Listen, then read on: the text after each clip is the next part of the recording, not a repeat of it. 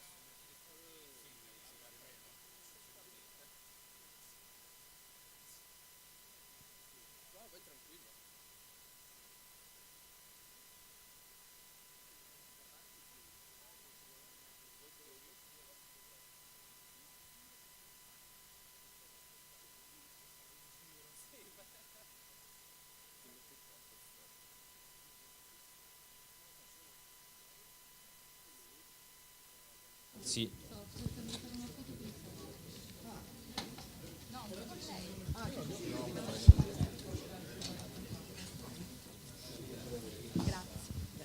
Non proprio quella che bevevo l'acqua.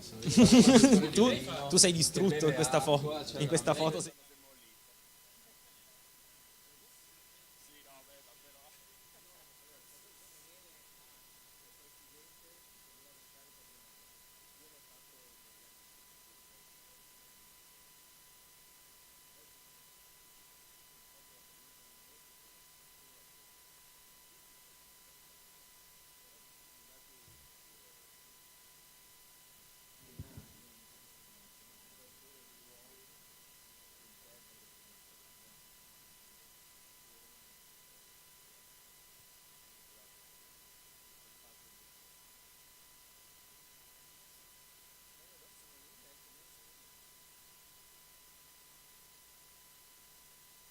Da 8.000 abitanti.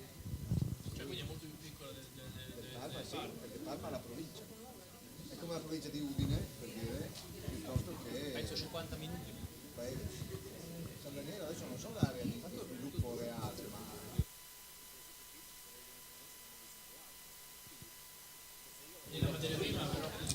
la materia prima viene da 10 regioni italiane.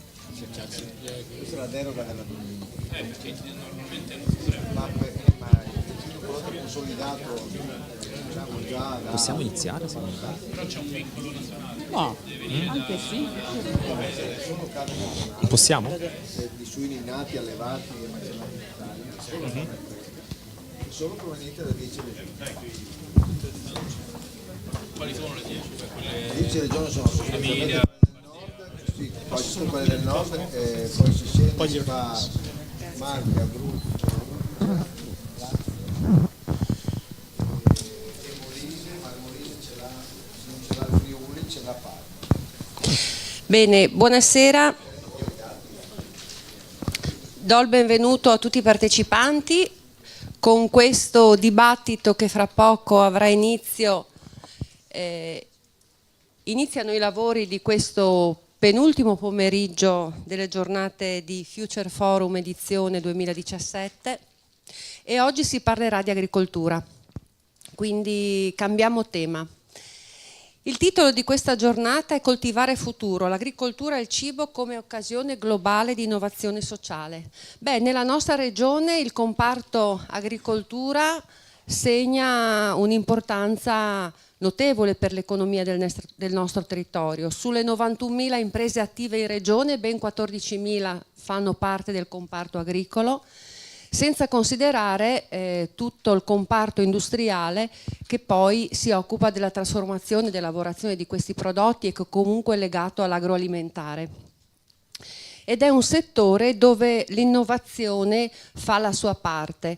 È un settore che utilizza macchine agricole innovative, è un settore che utilizza sementi risultato sempre della ricerca e dello sviluppo, è un settore che utilizza sempre prodotti all'avanguardia, quindi per noi è un settore di punta per la nostra economia.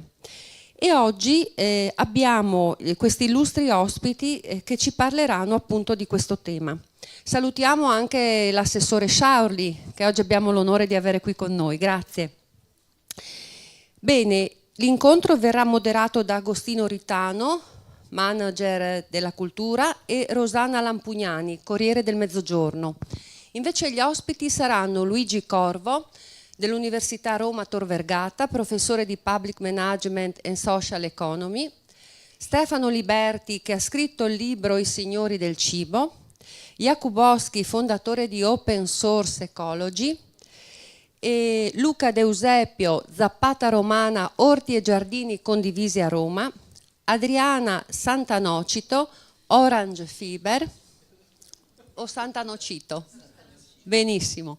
Alberto Morgante, Distretto Alimentare di San Daniele, Fondazione San Daniele, con Cristian Specogna delle Cantine Specogna, perché fra le nostre produzioni agricole produciamo anche il buon vino, ma non dobbiamo dimenticare anche la nostra produzione di cereali e leguminose che fanno la parte importante della produzione del nostro territorio. Bene, buon lavoro. Grazie, buonasera a tutti. Ringrazio ovviamente il Future Forum per aver dato la possibilità di aprire uno spaccato di riflessione su questo tema e, come si diceva in apertura, oggi condivideremo insieme a voi una riflessione ed una narrazione sull'agricoltura, non soltanto come occasione di innovazione di prodotto, ma soprattutto come innovazione di processo, ovvero l'agricoltura anche come metafora e possibilità di cambiamento sociale. Per questa ragione gli ospiti, che sono veramente tanti, ringrazio tutti per aver accettato l'invito, sono portatori di esperienze molto diverse tra loro, però declinano questa possibilità che ha l'agricoltura, ovvero quella di essere effettivamente un terreno di straordinaria sperimentazione. Per questa ragione abbiamo chiamato la giornata di oggi Coltivare Futuro, perché possiamo effettivamente, nel prenderci cura della terra, probabilmente prenderci cura anche di altri aspetti che pertengono alla nostra vita su questo pianeta. E quindi agricoltura e cibo come occasione globale di innovazione sociale.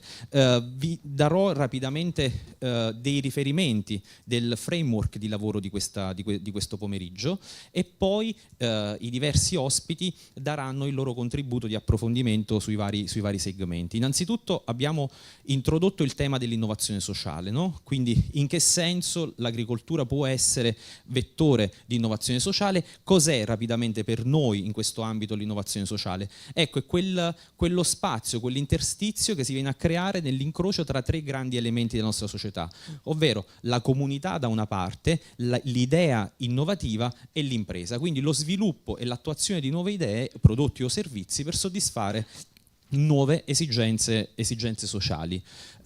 A chi ci rivolgiamo? Chi sono i protagonisti di questa nostra narrazione? Sono quei contadini che noi chiamiamo contadini 2.0, ovviamente una generazione completamente nuova. Qui abbiamo la testimonianza di questa generazione di contadini che non sono l'immaginario novecentesco del contadino, ma sono invece l'immaginario di un uomo fortemente calato nel presente, quindi con competenze di primissimo livello e con una visione spesso molto chiara di futuro.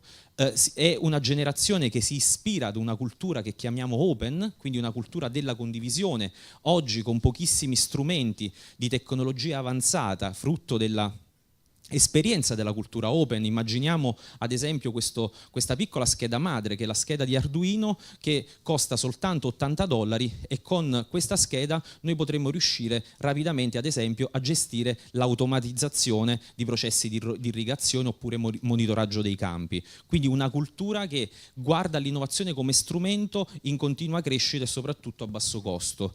Apriamo un ragionamento su quella che chiamiamo anche la ruralità critica. Abbiamo assistito a grandi movimenti di relazione tra la città e le aree rurali, quindi ad un certo punto le aree rurali si sono spopolate e quindi si è avvicinata alla città. Ad un certo punto della nostra storia, sempre novecentesca, la città ha cercato nuovamente la campagna. Oggi assistiamo a questo nuovo fenomeno che è quello che chiamiamo appunto ruralità critica. Sempre qui stasera tra noi abbiamo esperienze in questo senso che si occupano di queste brecce di ruralità che si aprono all'interno delle metropoli dell'Europa e dell'Occidente.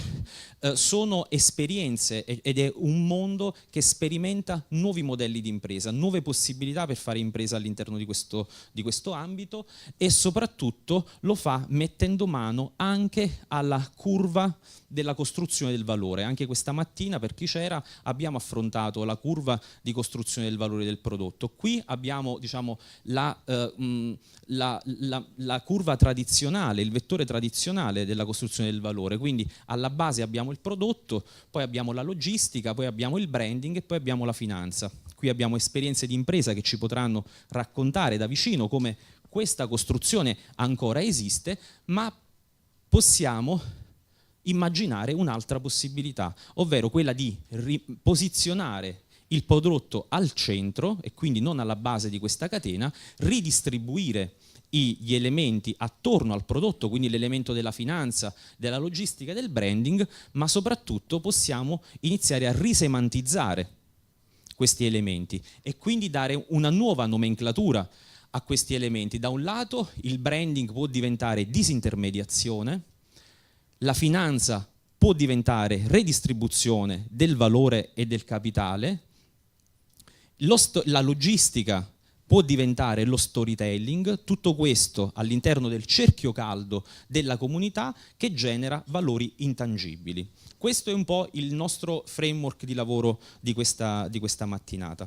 Per questa ragione faremo, come dire, un lavoro dal macroscopico al microscopico. Cercheremo di trattare argomenti macro, quindi anche uno scenario ed una fotografia globale, sino ad arrivare invece alle narrazioni, alle esperienze più locali. Per questa ragione passerei la parola al professore Luigi Corvo, che potrà invece aggiungere anche l'elemento dell'impatto, quanto questa possibilità che ci viene questa possibilità di futuro ci viene data dall'agricoltura genera impatti concreti di valore economico, sociale all'interno delle nostre comunità. Sì, grazie, ringrazio molto Agostino e ringrazio tantissimo anche il Friuli Future Forum, perché davvero la trovo un'esperienza di un interesse, diciamo, che non è facile rintracciare frequentemente nei dibattiti a cui partecipo. Una piccolissima premessa che si ricollega anche secondo me molto bene al dibattito che c'è stato questa mattina sul tema dell'economia digitale, su tutte le conseguenze, no, della cosiddetta rivoluzione digitale. Cioè, cosa c'entra l'agricoltura in questo passaggio epocale verso la digitalizzazione? Secondo me siamo proprio in un incrocio di rilevanza storica determinante, nel senso che, così come è avvenuto un po' in tutta la storia, diciamo, del capitalismo, noi abbiamo sempre, noi parlo come Italia e se volete ora come Europa, abbiamo sempre importato dei modelli che nascevano in altri luoghi, no? L'abbiamo vissuto con il Fordismo, banalmente. Con il Fordismo noi abbiamo ancora oggi, subiamo gli impatti negativi di un modello che abbiamo provato ad importare, ad impiantare in luoghi dove evidentemente non c'erano le condizioni per poterlo sostenere così come era pensato, no, in altre zone del mondo. Guardate il caso Ilva piuttosto che il caso Italsidera Bagnoli, cioè tutto il sud Italia, no, ha, diciamo, subito la stagione del Fordismo e oggi ne paga uno scotto molto importante, tant'è vero che oggi ancora non abbiamo un modello di riconversione, no, di quelle economie impostate sul Fordismo.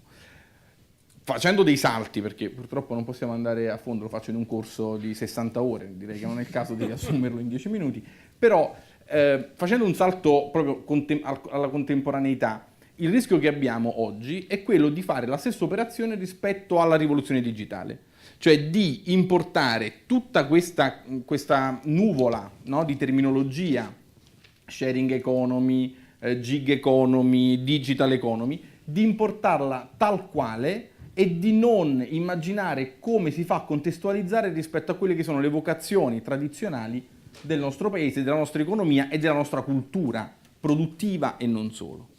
Ecco perché l'agricoltura, secondo me, riveste, diciamo, un ruolo chiave, perché al di là di tutte le possibili applicazioni un po', diciamo, intangibili, un po' evanescenti, no? A cui assistiamo su una diciamo, lunga serie di tentativi di importazione, pensiamo al tema degli incubatori di impresa, pensiamo al tema di come decliniamo le start-up, no? In Italia, provando ad imitare, a volte io esagero, dico a scimmiottare, dei modelli che qui non siamo in grado, per nostra natura, di applicare pedissequamente, così come avviene nella Silicon Valley, perché non abbiamo quel tipo, no, di approccio al sistema produttivo. Ecco, l'agricoltura diventa determinante perché noi stiamo già sperimentando delle innovazioni importantissime nel campo della produzione, ma non siamo in grado di fare diventare sistema e di crearci una narrazione forte proponendo una nostra via mediterranea all'innovazione. Questo è il punto. Quindi sembra sempre che noi siamo nella scelta fra conservare e quindi rimanere, fra virgolette, arretrati, no? Perché nella narrazione che si è fatto della modernità si diceva tornare a zappare la terra, no? Come se fosse proprio un ritorno all'indietro rispetto a una direzione unica che ha la modernità. Quindi la modernità è l'abbandono di alcune culture tradizionali, in questo caso potremmo dire colture tradizionali, e perseguire una strada che ha una direzione unica e che non si sa qual è il luogo in cui avviene la decisione rispetto a qual è questa direzione. E quindi importandolo, effettivamente noi importiamo la direzione, non la stabiliamo. L'agricoltura ha questo di interessante, cioè è un terreno su cui noi abbiamo una vocazione così forte e anche per, diciamo, meriti che non possiamo attribuire a noi, cioè alla biodiversità e alla qualità del clima e del territorio in cui viviamo, potremmo giocare un ruolo un po' di pionieri, no? Come propositori di un modello di innovazione nei campi in cui noi deteniamo delle competenze e delle qualità che in altre zone del mondo non sono rintracciabili. Allora, questo è il motivo per cui è interessante declinare agricoltura e innovazione insieme, secondo me, in questa fase storica. E quindi la domanda che io pongo è: siamo in grado noi di lavorare ad un approccio che declini l'innovazione nella cultura mediterranea, secondo i dettami tradizionali, cioè a fare innovazione a partire dalle nostre tradizioni, per dirla in una sola frase? E quali sarebbero gli elementi caratterizzanti di una innovazione, che noi chiamiamo innovazione sociale, che nasce dalle nostre tradizioni? Allora, io credo che questo sia un po' l'argomento che dovrebbe appassionarci e posso proporre qualche esempio. Ad esempio, noi abbiamo importato il tema della corporate social responsibility, ok? Perché questo tema nasce nel 2007, più o meno, con un paper, Porter and Kramer, veniva citato anche stamattina, che dice: guardate, la produzione così come l'abbiamo immaginata, cioè le imprese così come le abbiamo immaginate, cioè come luoghi di massimizzazione del profitto, stanno portando il mondo verso l'insostenibilità. Quindi dobbiamo immaginare forme di risarcimento del danno che le imprese producono nei confronti del contesto sociale ed ambientale. E quindi introduciamo le logiche di CSR, che sono in alcuni casi marketing, strategie di marketing per dimostrare una reputazione e un'attenzione, no, dell'impresa verso il contesto sociale e ambientale. In altri casi sono forme di risarcimento del danno. Per fare un esempio, se facciamo delle trivellazioni in un territorio, costruiremo dei campi di calcetto piuttosto che diamo dei soldi ai teatri delle parrocchie per far sì che ci sia un po' di valore sociale che si genera e che ricompensa un po' dei danni, no, che quel tipo di intervento provoca. Allora, noi abbiamo importato questa logica non nasce da noi. L'impresa che nasce nel nostro territorio è un'impresa invece che non si pone il problema della contrapposizione fra profitto e generazione di relazioni di comunità.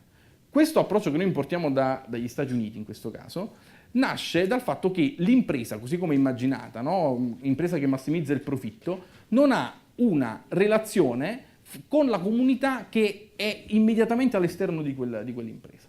E tutti i modelli economici che descrivono il modo di fare impresa, neoclassico, Varian, ci dicono che l'impresa non può internalizzare i costi che, diciamo, riversa sul contesto sociale e sul contesto ambientale. Allora, non ci riguarda questo aspetto, questo è il mio messaggio. Noi non potremmo parlare banalmente di corporate social responsibility. Quello che riguarda molto di più il nostro modo di fare impresa, intendo proprio il modo mediterraneo, è il tema dell'impatto sociale e ambientale della nostra produzione. E mi spiego un po' meglio. Cioè, quando noi parliamo di generazione di valore piuttosto che di generazione di profitto, la differenza fra la parola profitto e la parola valore sta proprio nella parolina impatto. E per impatto cosa intendiamo? Intendiamo che le esternalità, cioè quei costi sociali e ambientali, non sono effetti indesiderati della produzione, ma se incorporati e progettati, possono essere predeterminati e governati in un modo di fare impresa evoluto. E nella nostra accezione tutto ciò può essere, diciamo, non vorrei dire partecipato, ma potrebbe essere gestito secondo un approccio di comunità. E se voi ci pensate, nei periodi storici in cui l'Italia ha, con un'espressione banale, dato punti al mondo, no? Pensate al Rinascimento, era effettivamente così. Non c'era una discontinuità fra le trame culturali dei luoghi e le imprese, botteghe, imprese, che nascevano in quei luoghi. C'era un tessuto di continuità. Esattamente ciò che avviene in agricoltura. Cioè, potete mai, diciamo, scorporare, no, la produzione di un bene dalla storia del territorio su cui quel bene nasce?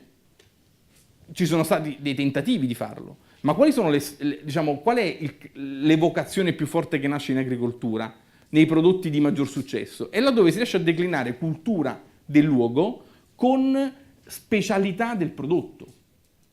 Allora, in questo senso noi abbiamo, secondo me, un'opportunità storica, perché abbiamo l'opportunità di poter vendere bellezza e benessere al mondo.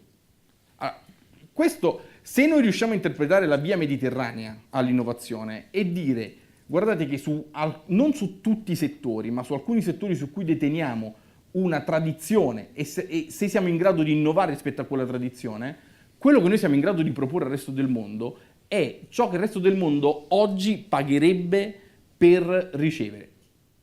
Bellezza, è una parola un po' difficile da declinare nella produzione oggi, e benessere.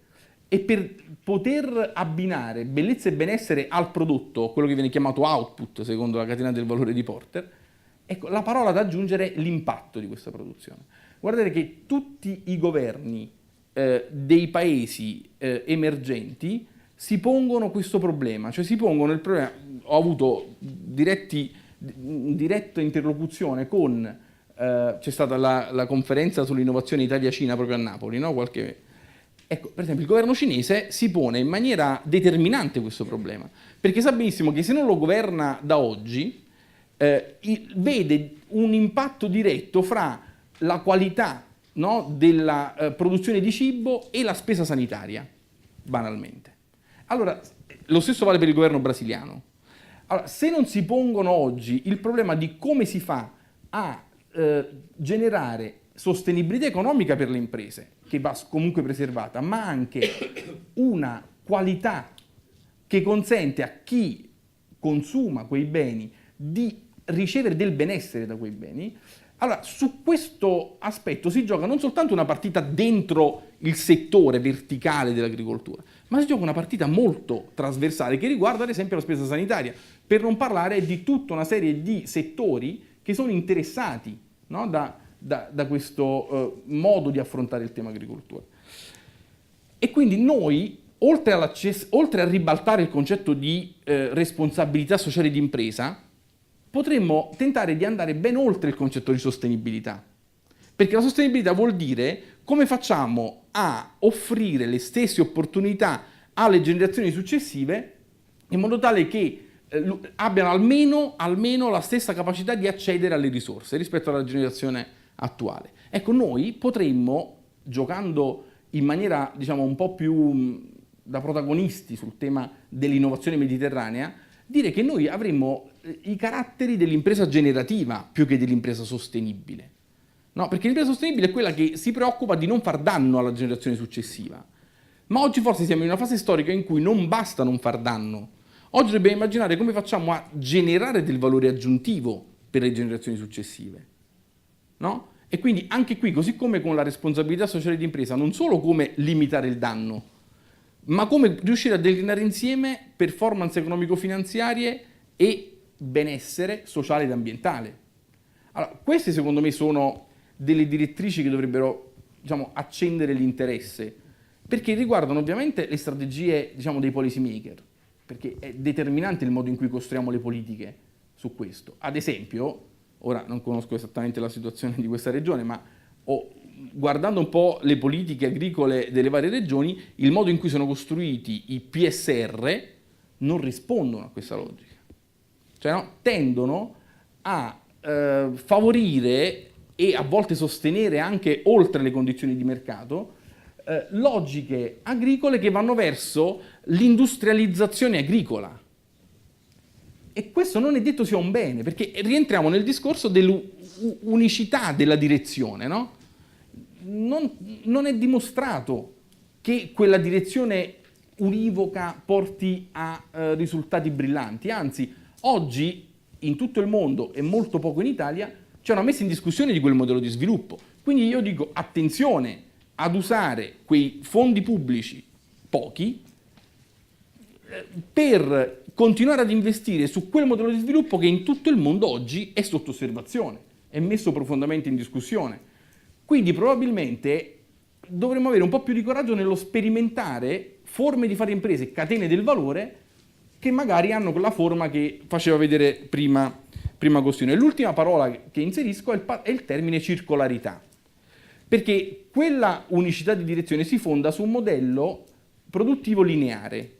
Prendo risorse, trasformo risorse, produco output, li vendo, diciamo la storia in genere viene raccontata fino a qui. In realtà vendo la parte pregiata dell'output. La parte non pregiata dell'output è fuori dalla scena, si direbbe è osceno, no? Oschenè avrebbe detto. Oschenè, esatto, mi riferivo a quello. È fuori dalla scena, ma quella parte non pregiata dell'output che non viene raccontata da nessun marketing, come diceva prima Agostino, quella lì ci riguarda, cioè, no, ci coinvolge e si chiama scarto. È una brutta parola e diciamo, chi si occupa di marketing dice di non usarla, ma esiste. E che fine fa? Ecco, quello è il modello lineare. Il modello circolare invece punta, usando anche diciamo, la sponda, no, della finanza pubblica, per sperimentare innovazioni in grado di creare o valorizzazione di quegli scarti senza immaginarci combustioni e termovalorizzatori, ma con altre forme, si parla di biodigestione anaerobica, eccetera, oppure di studiare la simbiosi industriale. Qui abbiamo un esempio proprio di simbiosi industriale, cioè come lo scarto può essere un elemento di ibridazione fra settori produttivi che non si sarebbero mai parlati. Vedrete un esempio di settore agricolo che grazie allo scarto diventa ibrido rispetto al tessile, una cosa che era impensabile qualche anno fa.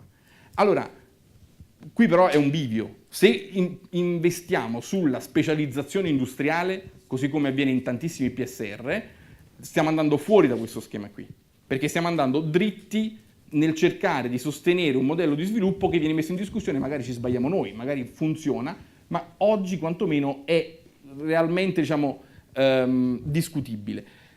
L'altra possibilità è usare queste risorse, poche, per sperimentare come rendere circolare l'impresa agricola in modo tale che lo scarto non sia più la parte da non raccontare, ma divenga un'ulteriore fonte per la generazione di valore. Mi fermo qui perché altrimenti a me me ne vengono 2000. Grazie Luigi. Ovviamente gli spunti sono tanti, ma soprattutto sono spunti molto coerenti con il continuo del nostro pomeriggio. Hai citato ovviamente il discorso globale, no? Quindi come c'è una contrapposizione di modelli, da un lato il non riconoscimento di un modello che potrebbe funzionare, che è, come dire, la via mediterranea all'innovazione, e dall'altra parte invece la volontà di voler perseguire un modello importato e quindi globale. Su questo penso che Stefano Liberti, autore dei Signori del Cibo, possa raccontarci effettivamente quanto la dimensione dell'oschenè che dicevi tu prima, no? Cioè quindi dell'osceno, del non raccontato rispetto ai monopoli legati all'alimentazione, in questo momento stanno facendo numeri importanti e soprattutto si stanno posizionando come l'unica possibilità da un certo punto di vista. Sì, grazie Agostino e grazie a tutti voi e grazie al forum per avermi invitato qui in questa discussione molto interessante. Luigi, c'erano molte cose che mi sono segnato mentre tu parlavi, perché tu rappresenti, diciamo, una visione molto interessante che è proiettata nel futuro, laddove però il presente è ben diverso.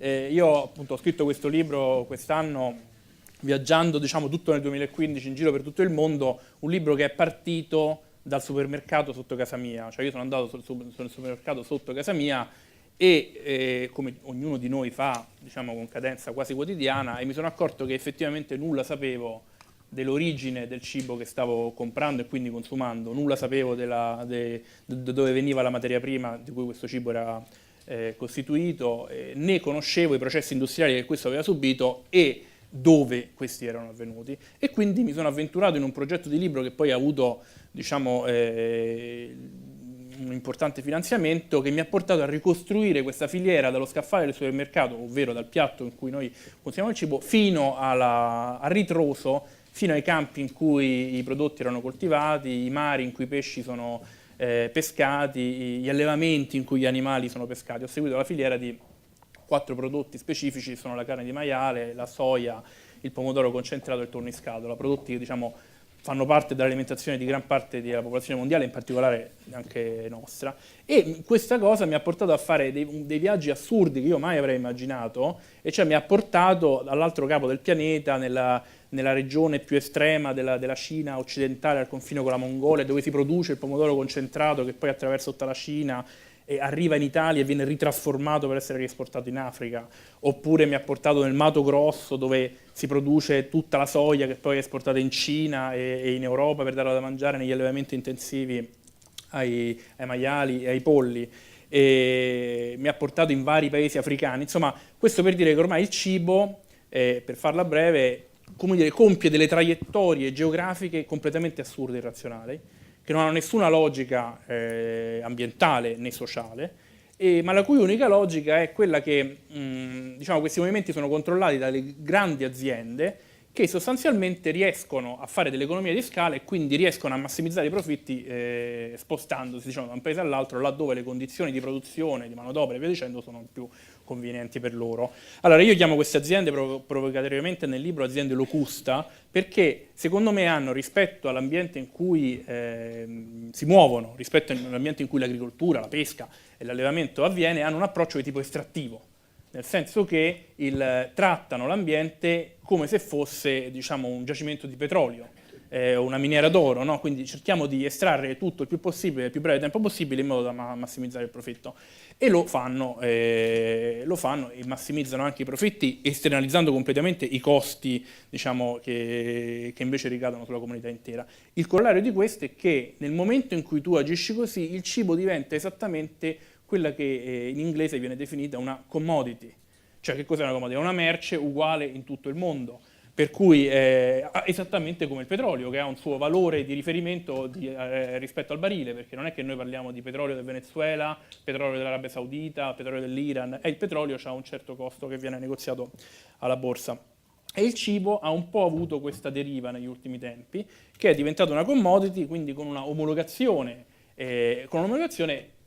sostanzialmente a ribasso, per cui la qualità è l'ultimo elemento che interessa, nonché la rigenerazione dell'ambiente è l'ultimo elemento che interessa. Io spesso vado a fare delle lezioni nelle scuole medie, anche nei licei, E di solito arrivo, faccio questo show un po' per catturare l'attenzione dei ragazzi, arrivo con un salame che compro sempre nello stesso supermercato sotto casa mia, che è un discount, un 2D, e un salame, e dico ma quanto costa questo salame? E iniziano a sparare prezzi, adesso insomma il salame costa 1,56 €, e allora poi scomponiamo il prezzo e al prezzo associamo quelli che sono il valore e poi il costo, perché quel salame sì costa 1,56 €, ma in realtà c'ha un costo spaventoso in termini di inquinamento generato dagli allevamenti intensivi, in termini anche di danni sanitari per chi consuma quel salame, ma anche per l'enorme uso di antibiotici che viene fatto da un certo tipo di produzione intensiva degli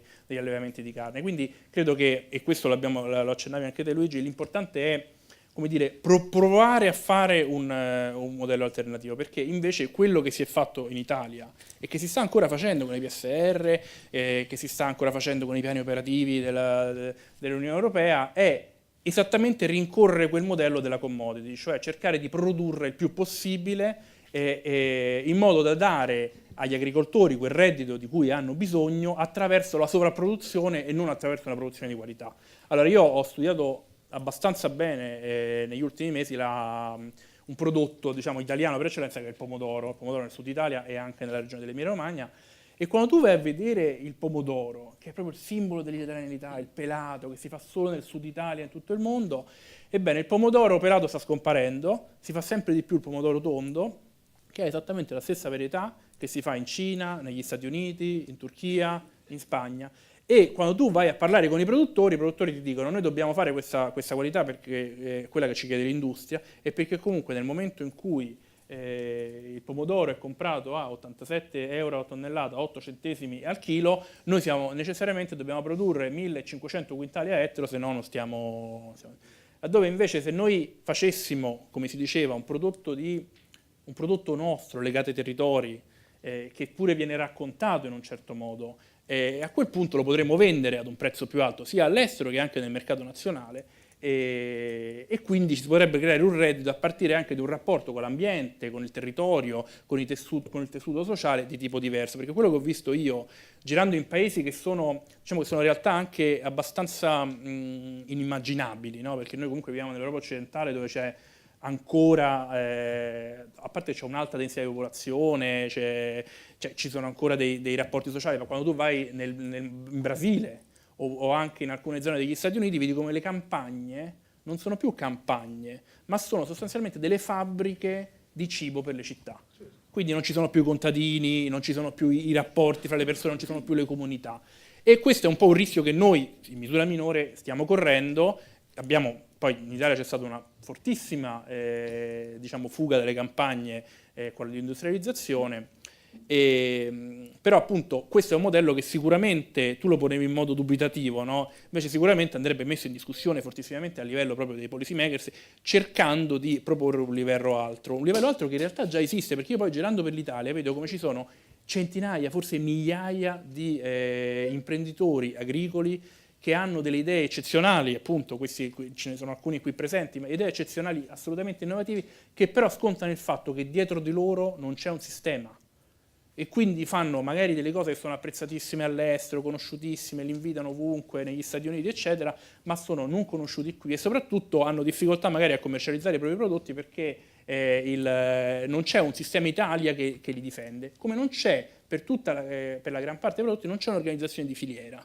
Allora, io spesso interagisco ultimamente mi è capitato molto di interagire con i responsabili della grande distribuzione organizzata, che sono coloro i quali effettivamente schiacciano queste produzioni, eccetera, e loro stessi ti dicono chiaramente noi abbiamo un potere, e loro ce l'hanno, un potere gigantesco rispetto all'industria, rispetto all'agricoltura, ma perché l'industria e l'agricoltura non sono organizzati? Perché, di nuovo faccio il caso del pomodoro, no?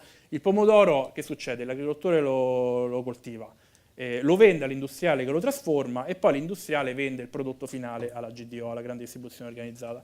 L'agricoltore e l'industriale, invece di mettersi insieme e dire noi facciamo un prodotto che è nostro e lo difendiamo, stanno sempre l'un contro l'altro armati per cercare di spuntare marginalità infinitesimali, e sono di una debolezza estrema quando vanno a negoziare a monte con il capo della filiera, che è la grande distribuzione, che alla fine perdono. E quello che tu vedi nel Sud Italia, che è proprio l'esempio più plasticamente evidente di queste cose, è che nel Sud Italia diciamo che ci sono pure condizioni ambientali particolari, però comunque a maggio si decide un contratto di vendita del pomodoro, che l'anno scorso è stato 87 euro a tonnellata, poi quando c'è la raccolta in realtà questo contratto salta e l'industriale cerca di comprarlo a meno perché dice c'è un sacco di materia prima per cui te lo compro a 60, l'agricoltore cerca di produrne di meno per cui lo vende a 12, a 120 invece che 87, insomma è una tale assurdità che alla fine perdono tutti. Perdono tutti perché non c'è l'organizzazione di filiera e non c'è quindi un sistema che in qualche modo tuteli un modello alternativo. Io credo che andando in giro vedo che a livello di imprenditori c'è una consapevolezza, c'è una fortissima consapevolezza, anche c'è l'idea appunto di proporre e vendere e pensare persino un modello diverso. A livello di politici non sono sicurissimo che ci sia. Iniziano a esserci comunque delle discussioni sempre più sviluppate, ma secondo me il punto, e veramente poi concludo, il punto centrale è che l'interrogativo del domani è pensare quale modello agricolo vuole avere questo paese sostanzialmente. Perché nel momento in cui siamo in una fase apertamente di deindustrializzazione, per cui chiaramente c'è un ritorno alla terra che è pure molto interessante, perché come dicevi te, come diceva Agostino, nel Novecento appunto il contadino era uno sfigato, era proprio l'ultima società, invece adesso c'è un ritorno interessante di innovazione nell'agricoltura e quindi magari si passerà dal 3% della popolazione, si passerà probabilmente a un 10% nel prossimo futuro. Allora noi dobbiamo cercare di inquadrare queste cose in un modo intelligente che produca innovazione, che produca reddito e che quindi garantisca un futuro e anche un modello nuovo che sia diverso dai modelli importati che sono diciamo a ribasso e perdenti. Grazie Stefano. Iniziamo ad entrare in quello che a me piace chiamare un po' l'ottimismo tragico, nel senso che tragico perché siamo chiamati a essere ottimisti, perché probabilmente altro, diciamo, da questo punto di vista non si può. Perché ottimisti tragici? Perché in realtà questa mappatura è stata condotta tra l'altro con un gruppo di ricerca informale di cui faceva parte anche il professore Corvo. È stata fatta una mappatura di questi innovatori nell'ambito dell'agroalimentare ed effettivamente non sono delle mosche bianche. Ci sono centinaia di giovani che stanno scommettendo quotidianamente sul loro futuro, inventandosi intere trasformazioni dei territori. Possiamo, visto come dire che siamo in questo consesso di riflessione, possiamo quasi dire che c'è una classe dirigente pronta da questo punto di vista, c'è una classe dirigente che sta sperimentando quotidianamente come poter essere essi stessi un antidoto alla crisi. E per questa ragione, se la regia mi conferma che il nostro ospite americano Marcin Jakubowski, che doveva essere in collegamento con noi dal Maryland, lui è l'inventore di un progetto straordinariamente visionario che è il progetto Open Source Ecology, io non è ancora connesso e quindi a questo punto passerei la parola ad uno di questi testimoni straordinari. Prima è stato citato, il progetto è il progetto Orange Fiber, che appunto si posiziona in questo territorio liminare, no? Tra il prodotto e lo scarto, e come in questo territorio liminare si può generare effettivamente valore.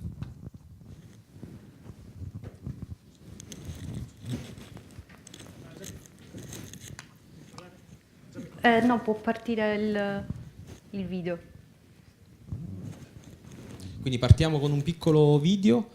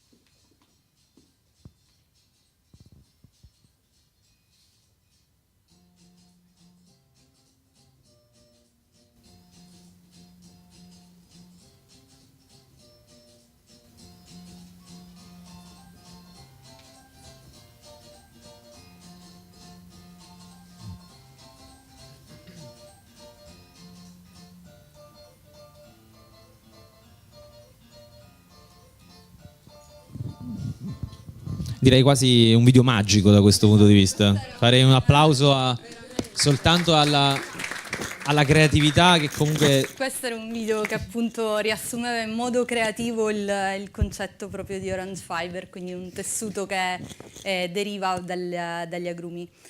Orange Fiber è un'azienda appunto che produce e vende questo nuovo tessuto, che è il primo tessuto al mondo, che viene fuori dal sottoprodotto che deriva proprio dalla spremitura degli agrumi delle arance. Come nasce questa idea? Appunto ne avete parlato, sembra un po' folle all'inizio quando si sente, però io stavo studiando moda a Milano e ho intercettato che la moda richiedeva e voleva essere sostenibile. Perché? Perché se noi ci pensiamo, la moda è il secondo settore industriale più inquinante al mondo. Io volevo assolutamente, ed era uno dei miei sogni, creare un prodotto innovativo sostenibile per la moda, ma che portasse valore alla mia terra. Non so se si sente l'accento, ma io sono siciliana, vengo da Catania. Quindi guardando proprio alla mia terra ho notato che c'era un problema che riguardava proprio il sottoprodotto, quindi questo tra virgolette scarto, perché non è uno scarto ma si chiama appunto sottoprodotto, che deriva dalla spremitura degli agrumi e che ammonta a circa 700.000 tonnellate ogni anno. Questo sottoprodotto va smaltito e deve essere smaltito in maniera ecologica. Quindi cosa ho pensato? Ho pensato che unire queste due eccellenze italiane, quindi agrumi e il tessile con la moda, poteva veramente fare la differenza e creare un prodotto nuovo. Ecco, sono entrata dentro il Politecnico di Milano, dopo aver studiato moda, non studiato chimica, però mi hanno accolto al laboratorio di chimica, ho provato la fattibilità di quest'idea, è stato depositato il primo brevetto italiano nel 2013, dopodiché è stato esteso in PCT internazionale e con la mia attuale socia, che allora invece eravamo coinquiline in un appartamento a Milano, studiavamo entrambe a Milano, abbiamo nel 2014 fondato la nostra società come startup innovativa, quindi iscritta alla Camera di Commercio nella sezione speciale delle startup innovative e non eravamo sole nel 2014. Nel 2014 abbiamo avuto l'aiuto di 3 business angel che ci hanno aiutato appunto a costituire la società e a iniziare proprio questa avventura. Oggi siamo 5 soci, abbiamo 2 sedi, una appunto a Catania e una a Rovereto. La nostra azienda è cresciuta, abbiamo anche 5 dipendenti, abbiamo 2 advisor di ricerca e sviluppo, un chimico, e speriamo ancora di crescere. Questo è il tessuto, ce l'ho qua, però l'ho portato perché volevo farvelo vedere personalmente, così lo toccavate, perché nel 2014 abbiamo anche presentato il primo prototipo di tessuto al mondo, appunto dagli agrumi, e abbiamo sviluppato 2 tipologie di tessuto. Il nostro filato è simile alla seta come aspetto. Quando poi viene mischiato con, ad esempio, con il cotone, prende un aspetto, mentre con la seta ne prende un altro. Quindi questo volevo farvelo sentire. Sì.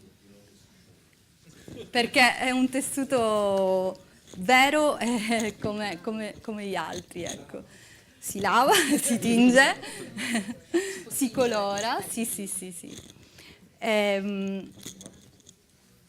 Sempre continuando a raccontarvi la nostra storia, la storia appunto della nostra azienda, dopo aver presentato il primo tessuto al mondo, appunto realizzato dagli agrumi, può farlo passare anche tra di loro. Nel 2015 abbiamo avuto l'opportunità, grazie a un finanziamento ricevuto da Smart Start, di installare il nostro primo impianto pilota. Quindi il nostro primo impianto pilota è stato installato presso un trasformatore di agrumi e da lì diciamo che questa nostra idea, questo nostro progetto ci ha portato in giro per il mondo e il nostro tessuto ha ricevuto diversi riconoscimenti importanti anche internazionali. Uno, magari ve ne racconto qualcuno perché sono stati molti e sono stati anche emozionanti, però ci hanno dato veramente una forte spinta e una forte voglia di continuare. Abbiamo rappresentato la Sicilia e l'eccellenza italiana al terzo piano del Padiglione Italia, lo scorso anno ad Expo. 2 anni fa, scusate, infatti ho detto no, 2 anni fa ad Expo, proprio al terzo piano all'eccellenza del limite. Parlavamo prima delle Nazioni Unite, noi siamo state riconosciute come siamo state riconosciute come, è la mia socia, siamo state riconosciute come la nuova azienda col più alto potenziale di impatto sociale e ambientale al mondo.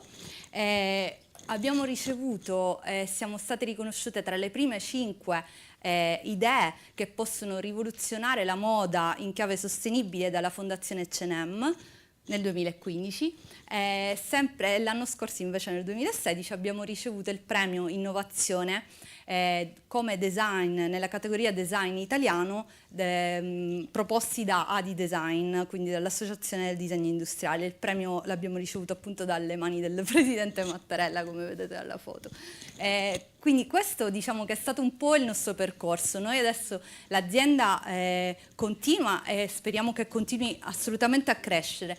La cosa che volevo dire è che oggi noi siamo riuscite non solo a produrre, nonostante abbiamo ancora l'impiantino pilota, però siamo riusciti a produrre e a vendere 15.000 metri di tessuto, quindi ad aprile finalmente voi tutti potrete indossare, e di questo sono felicissima, un capo con Orange Fiber. Grazie mille. Beh, ecco, io toglierei l'aggettivo tragico e terrei soltanto ottimismo, diciamo, da questo punto di vista. Veramente complimenti.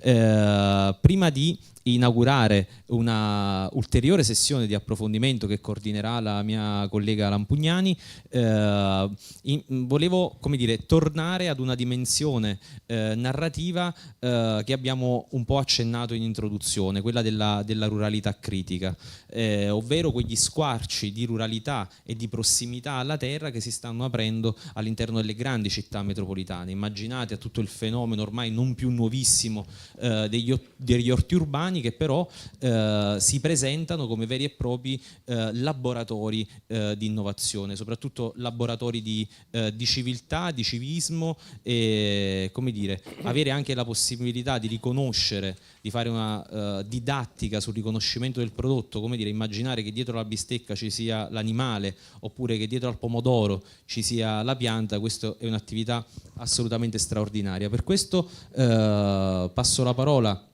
a Luca De Eusebio. Il loro progetto è Zappata Romana. Bene, allora intanto, come vedete, vi parlerò di cittadinanza attiva, quindi non solo di agricoltura, una specifica tipo di agricoltura che è quella urbana, e soprattutto di beni comuni. Sono consapevole che vengo qui dove avete vinto l'Oscar per gli orti urbani, per cui non è che vengo a parlare di una novità che non sapete che cos'è, però mi sembra importante raccontare quanto è avvenuto a Roma, per cui in un caso molto specifico. Intanto sappiate, Roma è il più grande comune agricolo d'Europa e quindi un elemento, insomma, non secondario.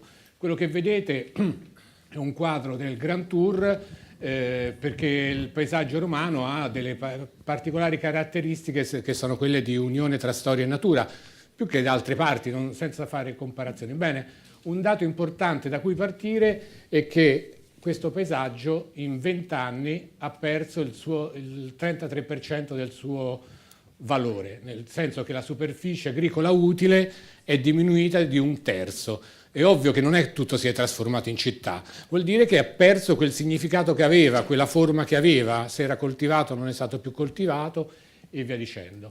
In realtà poi si potrebbe entrare nei dati, e penso che l'economista che è qui presente, Luigi, potrebbe anche notare come in realtà si tratta di un 47% in meno nel comune di Roma tra il 90 e il 2000, e una piccola ripresa che c'è stato tra il 2000 e il 2010.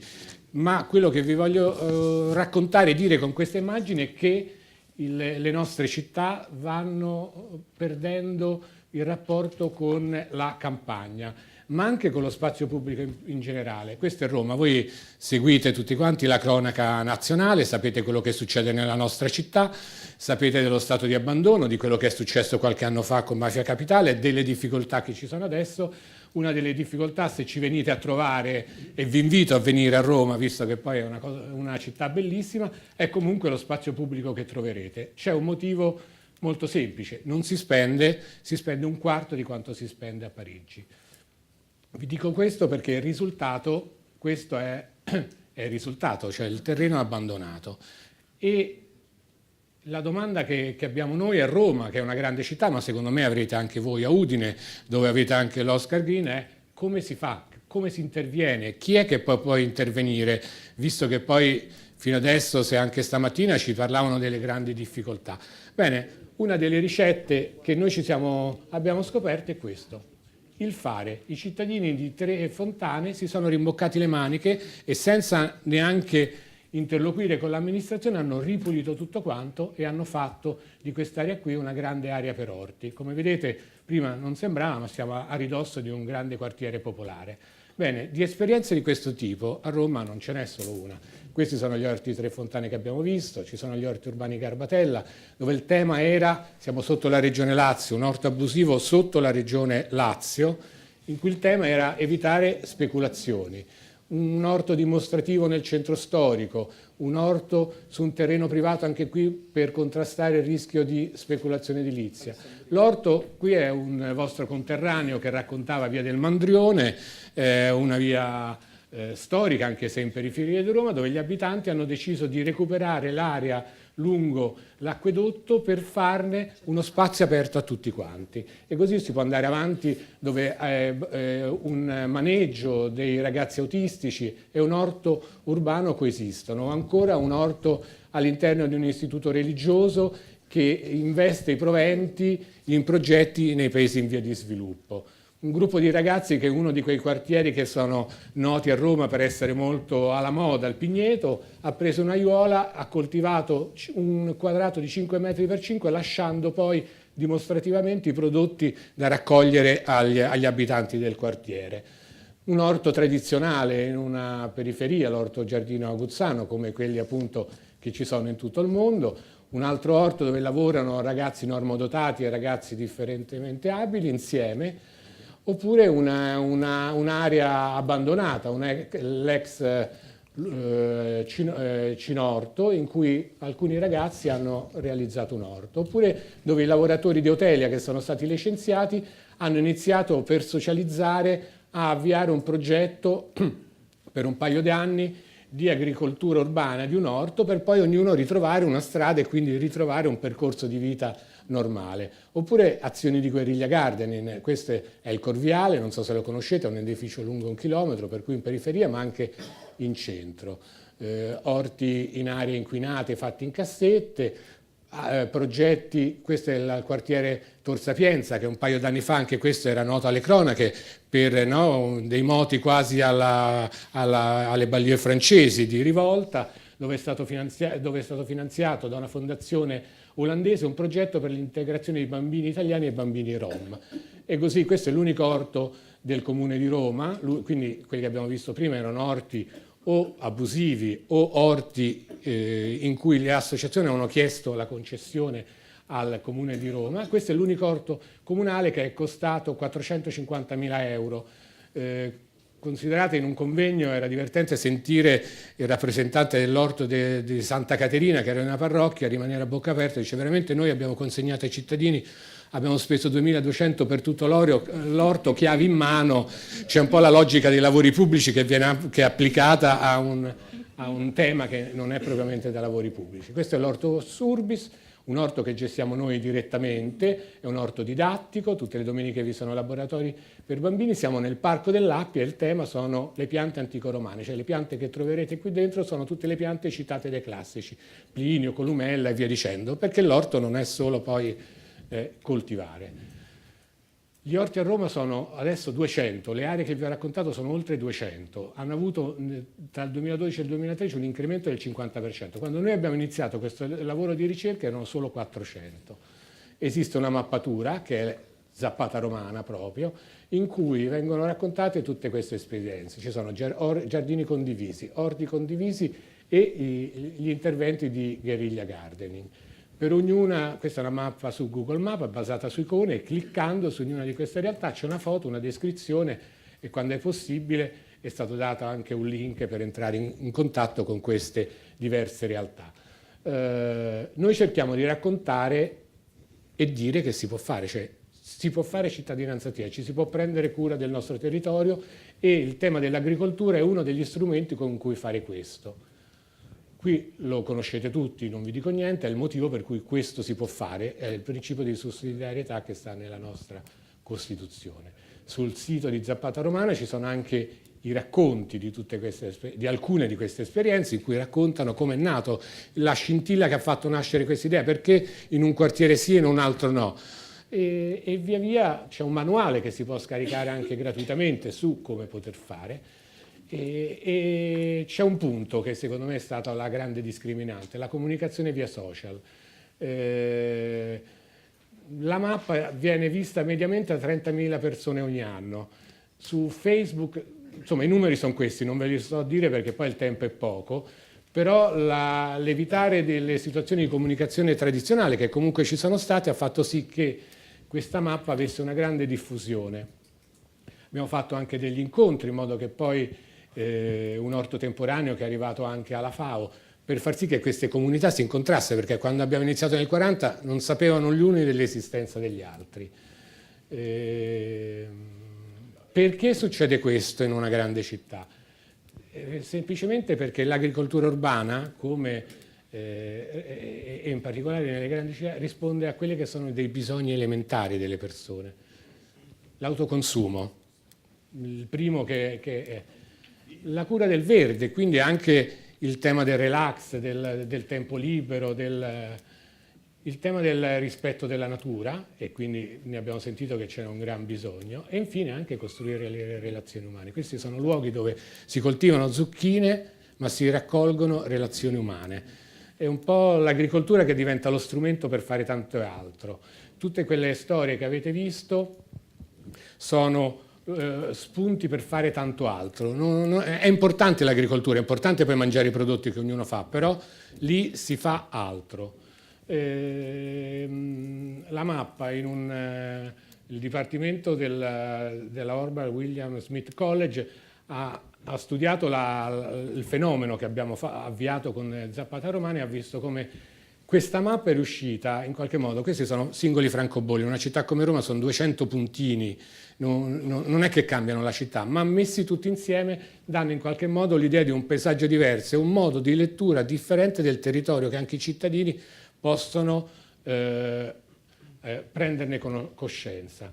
E tutti questi punti che avete visto, questo è il tema poi importante e che andrebbe colto e valorizzato, in realtà sono dei beni comuni per quei cittadini che abitano in quei luoghi, che temporaneamente se ne prendono cura, ma al tempo stesso producono altri beni comuni, che sono la partecipazione, quindi creare relazioni, incontro tra generazioni. Io vado veloce anche qui perché è un elenco un po', prendersi cura, qui siamo lungo un fosso, scambio di saperi, qui siamo con i giardinieri dell'orto botanico in cui raccontano come si interviene, oppure le tradizioni di lavorare la terra, temi di educazione ambientale, possibilità di fare cultura, tema della biodiversità. Vi ho parlato dell'Hortus Urbis, dove ci sono piante che venivano coltivate tanti anni fa e che quindi in qualche modo preservano e continuano a distribuire semi.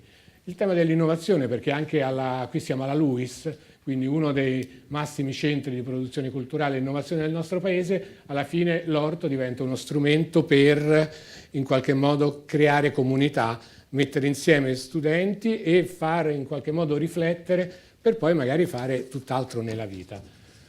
Questo è un po' il tema di riflessione.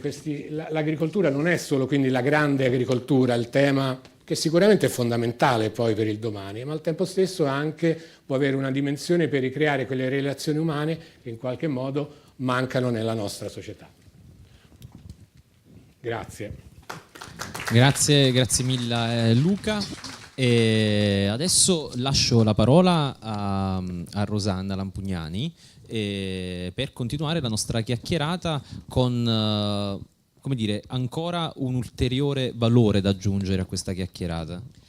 Buonasera e grazie. Sono molto contenta di partecipare a questo incontro perché da meridionale di nascita e di formazione e lavorando per l'inserto meridionale del Corriere della Sera, confrontarmi su questi argomenti che a me molto cari con il mondo del nord-est e con interlocutori così autorevoli è sempre molto interessante e istruttivo. Si è parlato di ottimismo, sicuramente l'esperienza della Sant'Onofrio, ma anche l'esperienza della Zappata romana, e poi vedremo anche altre, insomma fanno pensare al futuro, a cose positive, però diciamo il futuro, le cose belle che sono in campo in tutto il nostro paese devono fare i conti con anche degli aspetti negativi, e quindi io darò qualche cifra per capire tra i due poli. Allora, sono dati che mi ha fornito Coldiretti.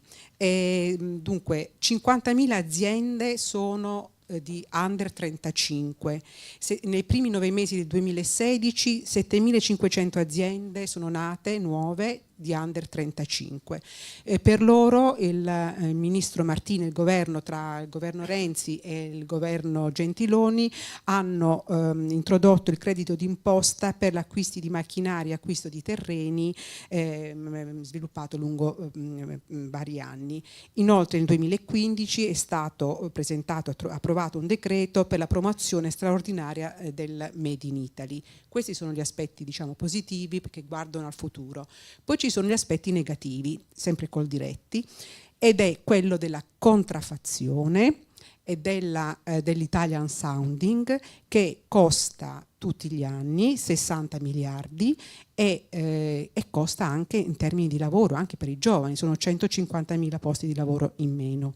Per capirci, e poi mi rivolgerò proprio in modo particolare ai due imprenditori qui presenti, in particolare, per esempio, 3 su 4 prosciutti italiani, crudo e cotto, sono di carne non italiana.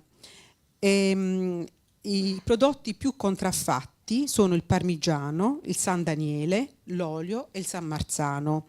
9 pezzi di cosiddetto parmigiano, 9 su 10, che viene utilizzato negli Stati Uniti, è contraffatto, cioè ha il marchio Made in Italy, Parmesan, il famoso Parmesan che tutti conoscete, però di italiano ha ben poco.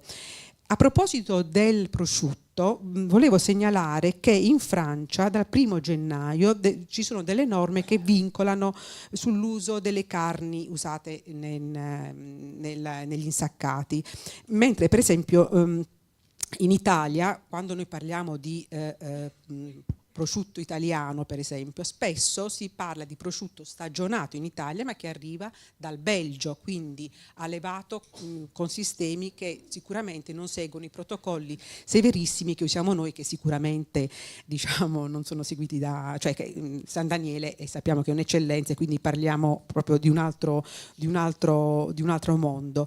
Però, diciamo, c'è una educazione alimentare che si avvale anche grazie alle leggi nuove sull'etichettatura di alcuni prodotti, che però fatica l'Italia a far riconoscere in Europa. Nell'Europa, che stabilisce le dimensioni e la curvatura del fagiolino, ha avuto difficoltà ad accettare l'etichettatura dell'olio d'oliva, per esempio, o della legge antirabocco, cioè sarebbe che quando tu vai in un ristorante c'hai l'ampollina dell'olio, ma non sai che olio stai usando, ok?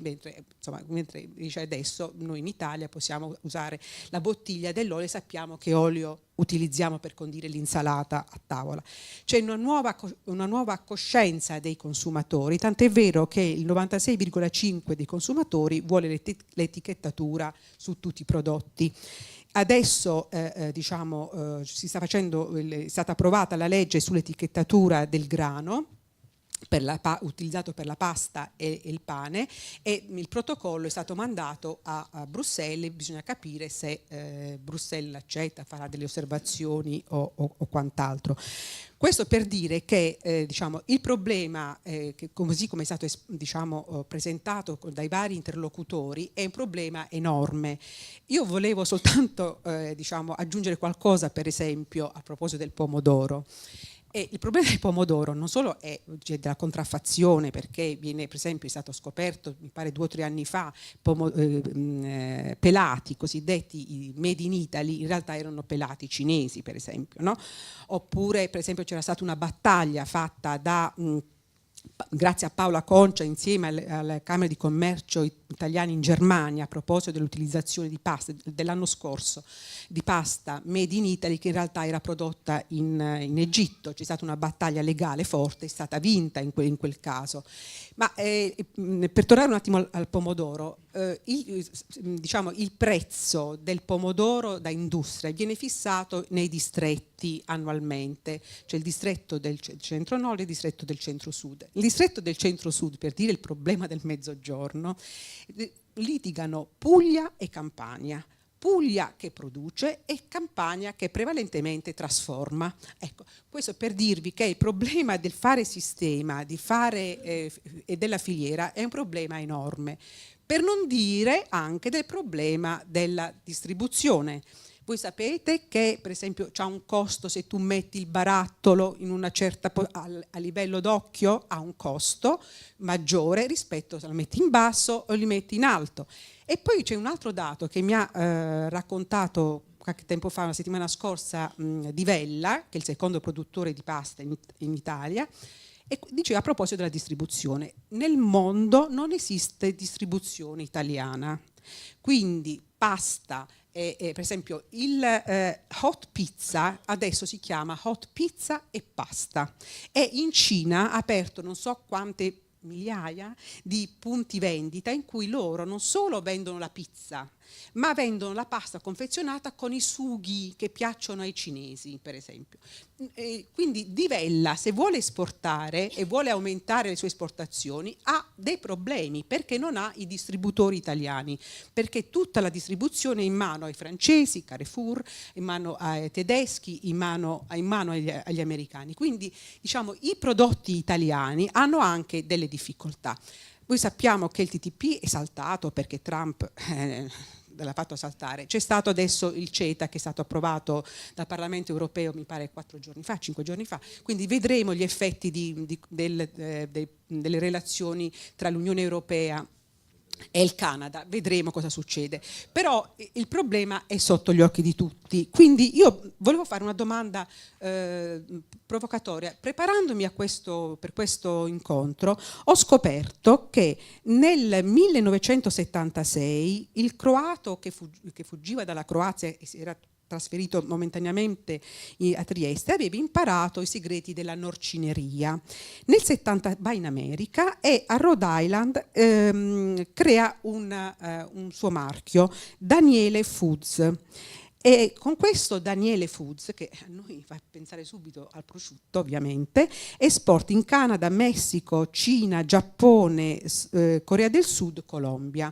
Allora io volevo chiedere ad Alberto Morgante del distretto alimentare di San Daniele di spiegarci come funziona il rapporto tra prodotti DOP, che quindi devono essere DOP, perché sappiamo poi la differenza tra DOP e IGP, tra i prodotti DOP di qualità estrema come può essere un San Daniele, con il mondo dell'esportazione che rappresenta una voce del bilancio statale importantissimo. Il settore dell'esportazione agroalimentare è quello che in questi anni di crisi ha consentito al Mezzogiorno per esempio, non dico sopravvivere perché la crisi è stata enorme e ha un impatto sociale enorme, però perlomeno di non sprofondare.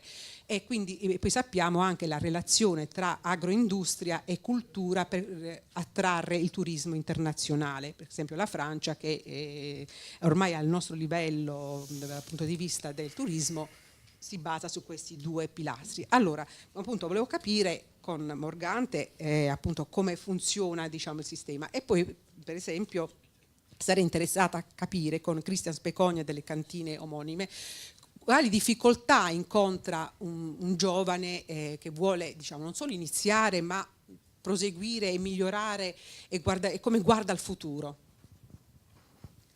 Morgante. Posso? Sì, certamente.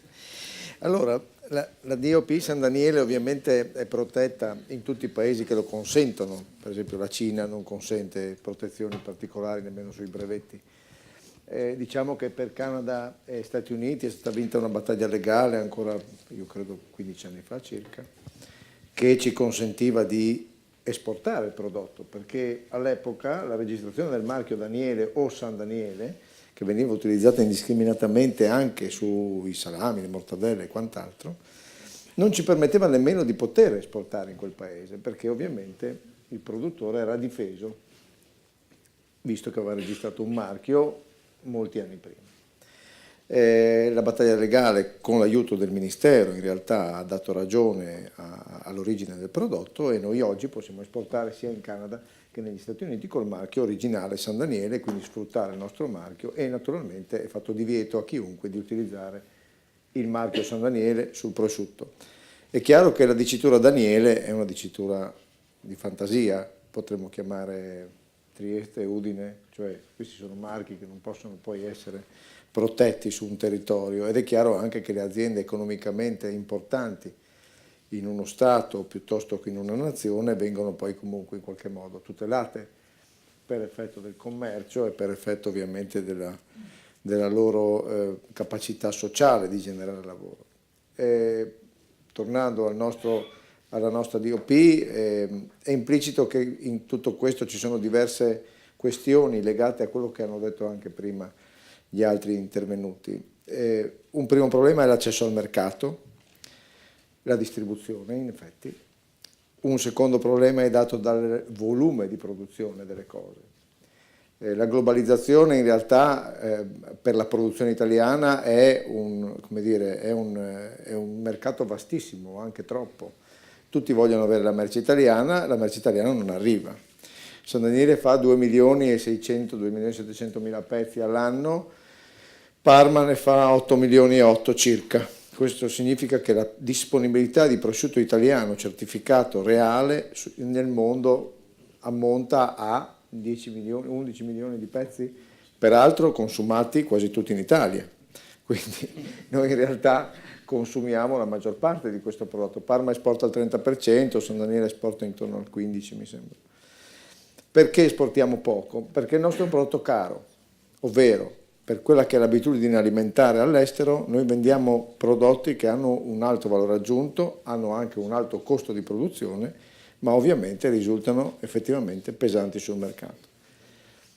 Faccio anche un esempio spesso. La commercializzazione costa praticamente l'equivalente della produzione. Io porto un prodotto alla distribuzione, facciamo un esempio, a 10 euro, la distribuzione lo rivende a 20. Quando va bene, può rivenderlo anche a 30 in certi casi. Nel caso di San Daniele è un po' difficile considerare il valore perché c'è un calo peso di lavorazione, quindi è chiaro che bisogna compensare anche il peso che manca.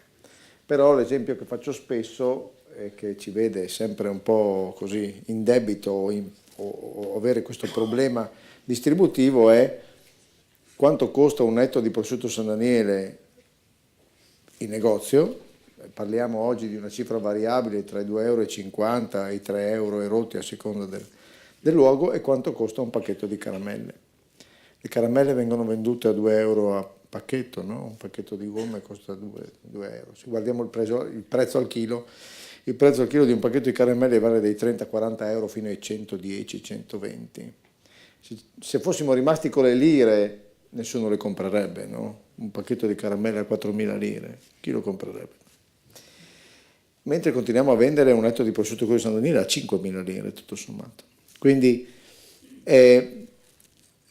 come dire, l'accesso al mercato e la dimensione della distribuzione sono fondamentali per qualsiasi tipo di prodotto, dalla filiera più certificata come quella di San Daniele, che ha radici anche lunghe, nel senso che parliamo di un prodotto di filiera ormai dagli anni 90, quindi consolidate, 4.000 allevamenti, almeno 30 macelli fondamentali per la produzione, tutti i produttori tra Parma e San Daniele, quindi insomma parliamo di un meccanismo piuttosto complesso e anche lungo, che però devono comunque arrivare in un mercato, quindi non funzionano le filiere senza il mercato.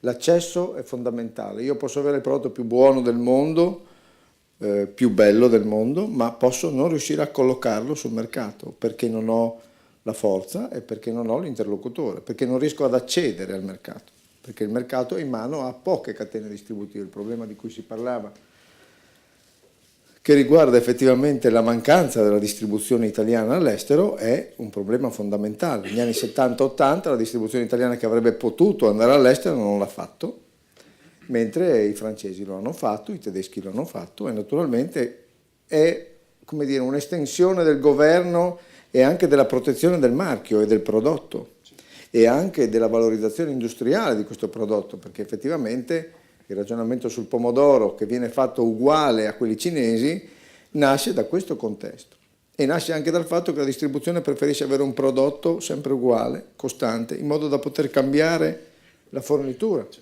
Perché non si vuole avere l'origine? Perché l'origine implica un acquisto mirato. Se io voglio comprare il pomodoro San Marzano, devo andare a comprare in quella determinata regione da quei 3 produttori che ovviamente condizioneranno il loro valore, e questo ovviamente a chi distribuisce non fa comodo. Però non è una questione di interesse, come dire, specifico sulla questione, è semplicemente come dire, il meccanismo del commercio funziona così, ha sempre funzionato così, non è una novità, non è una cosa che insomma non conosciamo, funzionava così già centinaia di anni fa. E il punto è valorizzare quello che abbiamo e cercare di arrivare ai mercati. Ci stiamo arrivando, è un percorso piuttosto lento, abbiamo difeso il marchio ovviamente ormai in buona parte del mondo, esportiamo ormai, insomma, le aziende più performanti esportano in tutti i paesi, però resta il fatto che è chiaro ed è molto semplice per un produttore locale o comunque per un'azienda locale come dire, far vedere un prodotto che non è quello originale, un po' perché il consumatore non l'ha mai visto, un po' perché non l'ha mai provato e soprattutto perché comunque la potenzialità, la forza che abbiamo di arrivare sul mercato è relativamente debole, sia per volumi che per, voglio dire, capacità economica. Questo è. Eccoci qua. Cristian. Prontissimi. Mi ho chiesto se siamo ottimisti come giovani. Beh, io quest'oggi di sicuro chiederò ad Adriana se collaboreremo assieme per fare un tessuto dai sottoprodotti delle uve. Divine Fiber lo chiameremo, così svilupperemo anche in quell'ambito. Quali sono le difficoltà? Le difficoltà sicuramente sono tante per i giovani, però dal mio punto di vista sono difficoltà che qualsiasi imprenditore deve andare ad affrontare quotidianamente, giovane o meno giovane. Sicuramente l'aspetto dell'agricoltore d'oggi è cambiato molto, nel senso che non basta produrre, bisogna saper essere imprenditori a 360 gradi e quindi bisogna saper avere conoscenze nell'ambito finanziario e quindi rapportarsi con le banche, con gli istituti, con le associazioni e quindi di conseguenza quello sicuramente per un giovane non è facile, perché uno che inizia da zero e che quindi non ha proprietà, non ha patrimonio, andare a raffrontarsi con istituti bancari sappiamo oggi qual è la situazione. Poi non si sa neanche se quell'istituto dura, però per un giovane è ancora più difficile a priori. Seconda cosa, poi fondamentale, un giovane oggi deve comprendere quanto sia sempre più preminente andare a comprendere quelle che sono le nozioni commerciali. Cioè, dopo che hai prodotto un prodotto, che hai prodotto qualsiasi cosa, che sia vino, che siano agrumi, che sia qualcos'altro, devi saperlo vendere. Quindi devi capire cosa vuole il mercato, com'è il mercato e come essere pagato dal mercato, che ad oggi forse è la parte più difficile con la quale noi imprenditori abbiamo a che fare. Uno, perché non sai se ti pagano, o comunque se ti pagano i tempi sono lunghissimi, 60, 90, 120, 150 giorni in media. Ecco l'altra difficoltà per i giovani. Quindi hai un credito che ti permette, una cassa che ti permette di sopravvivere a questo primo periodo di difficoltà? Quella è la parte con la quale anch'io personalmente ho dovuto convivere nelle mie avventure imprenditoriali, perché a parte l'azienda di famiglia produttrice di vino da 50 anni, in realtà io ho iniziato anche altre attività, sia all'interno del mondo del vino, con una nuova azienda aperta assieme a mio fratello, quando lui aveva 24 anni, io 18, e anche con altre aziende che abbiamo aperto nel settore della vendita online, eccetera, eccetera. Io posso dire che come giovane italiano, nonostante le difficoltà che viviamo, sono molto ottimista e molto ambizioso per il futuro, perché secondo me l'Italia ha delle potenzialità ancora oggi sottosfruttate che sono straordinarie. Prima hanno detto benissimo loro che mi hanno appunto preceduto, due aspetti secondo me fondamentali. In primis, come ha detto il professor Corvo, dobbiamo vendere cultura. Noi dobbiamo esportare nel mondo le nostre eccellenze, non solo qualitative, ma anche paesaggistiche, artistiche, architettoniche. Anzi, io guardi, quando vado in giro a proporre i miei prodotti ho sempre un claim: cultura e cultura, unite assieme per esportare l'Italia. La cultura agricola con la cultura artistica, secondo me, storica, architettonica, creerebbe un valore aggiunto che non ha uguali nel mondo. Infatti quando vado a presentare i miei prodotti e comincio a raccontare quelle che sono le tradizioni del nostro paese, i luoghi che ci circondano, la gente impazzisce. Saper tradurre questo in valore economico sarebbe già qualcosa di incredibile, che nessun altro paese al mondo ha. Nemmeno la tanto decantata Francia, che da quel punto di vista è più brava di noi nel saper vendere ad oggi, e lì io venendo dal settore vino non posso nasconderlo, però non avrebbe in realtà la ricchezza che tutti pensano. Intendo dire, pensiamo solamente all'Italia, dalla Valle d'Aosta alla Sicilia cosa può offrire? È qualcosa di incredibile. Ogni regione ha prodotti autoctoni tipici di qualità straordinaria e al contempo città bellissime, paesaggi incredibili e una cultura millenaria. Questo sarebbe già secondo me un aspetto che come privati pubblici e sistema pubblico noi dovremmo portare avanti assieme per svilupparci. E qua mi collego tra l'altro ad un aspetto che noi nel nostro territorio abbiamo voluto fortemente incentivare negli ultimi anni, un progetto che abbiamo fatto nascere a Corno di Rosazzo all'interno di un'antica villa appunto del comune, dove abbiamo creato sostanzialmente una sinergia tra i produttori dell'agroalimentare e i produttori anche dell'altra economia del nostro territorio, quindi l'industria della sedia, del manzanese, e anche cercando soprattutto di andare pian piano a sviluppare l'industria o comunque il settore turistico delle nostre colline, che negli ultimi anni pian piano, trainato anche dall'enogastronomia, sta sempre più crescendo. E quindi per una volta abbiamo voluto far cadere invidie, gelosie, campanilismi atavici dei nostri paesi per portare avanti assieme un progetto, secondo me straordinario, perché in Italia mettere assieme più di una testa spesso è molto difficile, e noi siamo riusciti a farlo con 50 diverse entità, tra virgolette, tra produttori, imprenditori, anche amministratori del territorio. Perché anche qua voglio aprire una piccola parentesi, si parla sempre male dell'amministrazione italiana, della politica, eccetera. Io devo dire il vero che ci sono anche lì in realtà delle grandi cose quando vengono portate avanti con intelligenza.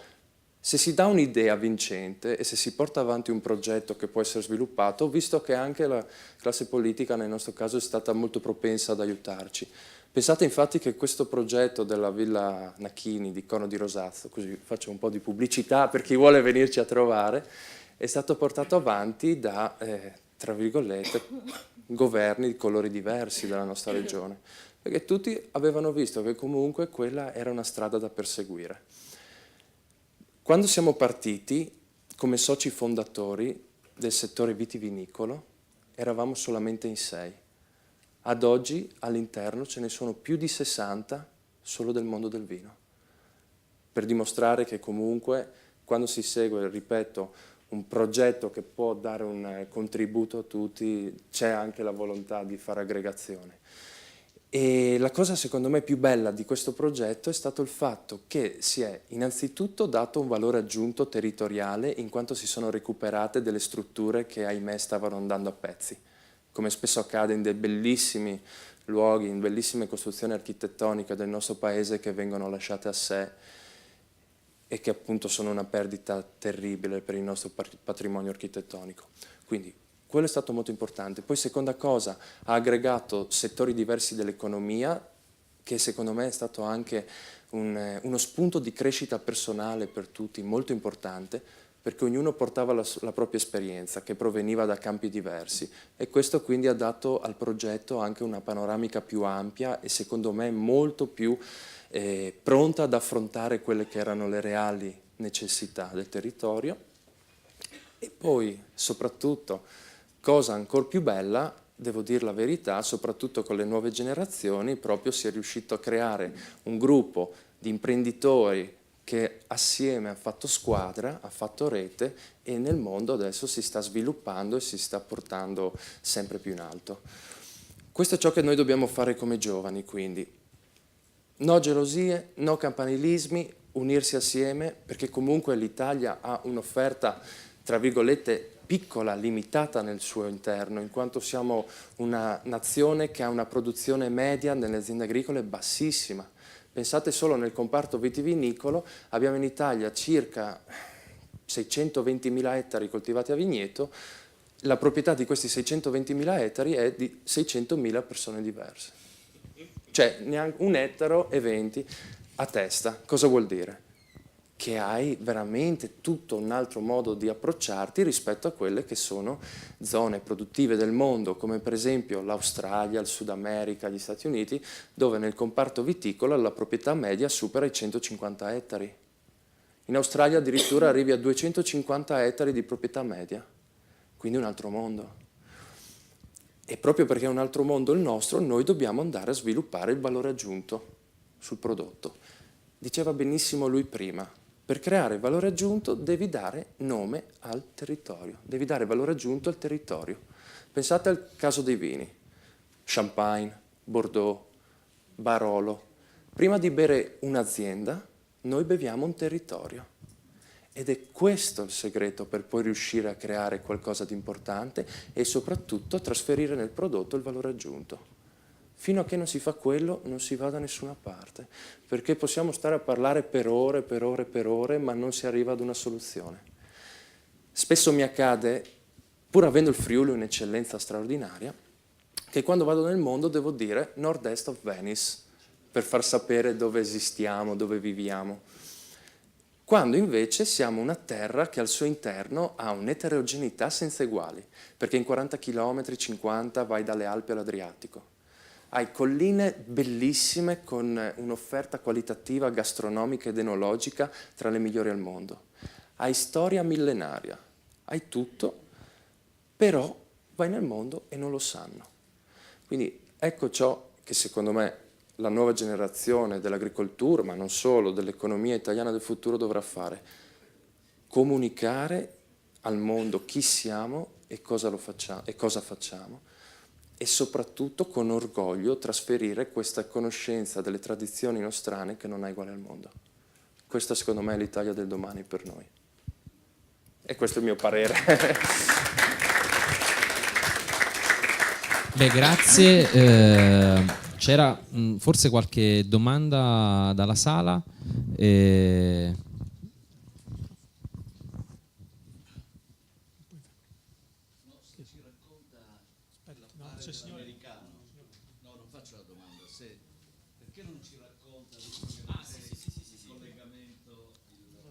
Scusate, sì, mi ricollego al discorso della giornalista sulla contraffazione. Vorrei capire cosa si intende per contraffazione. La difesa dell'etichetta oppure delle sostanze organolettiche del prodotto? Perché io come consumatore, globalizzato ormai, se trovo nel negozio un prodotto simile come composizione, ripeto, organolettica, prendo quello che costa meno, è chiaro, no? Ed è chiaro anche che San Daniele non può non può fornire prosciutti a tutto il mondo. D'accordo, ha creato una nicchia. E poi c'è da dire anche il fatto di San Daniele. Sappiamo da dove arrivano i maiali, non sono mica tutti allevati a San Daniele. Ecco, grazie.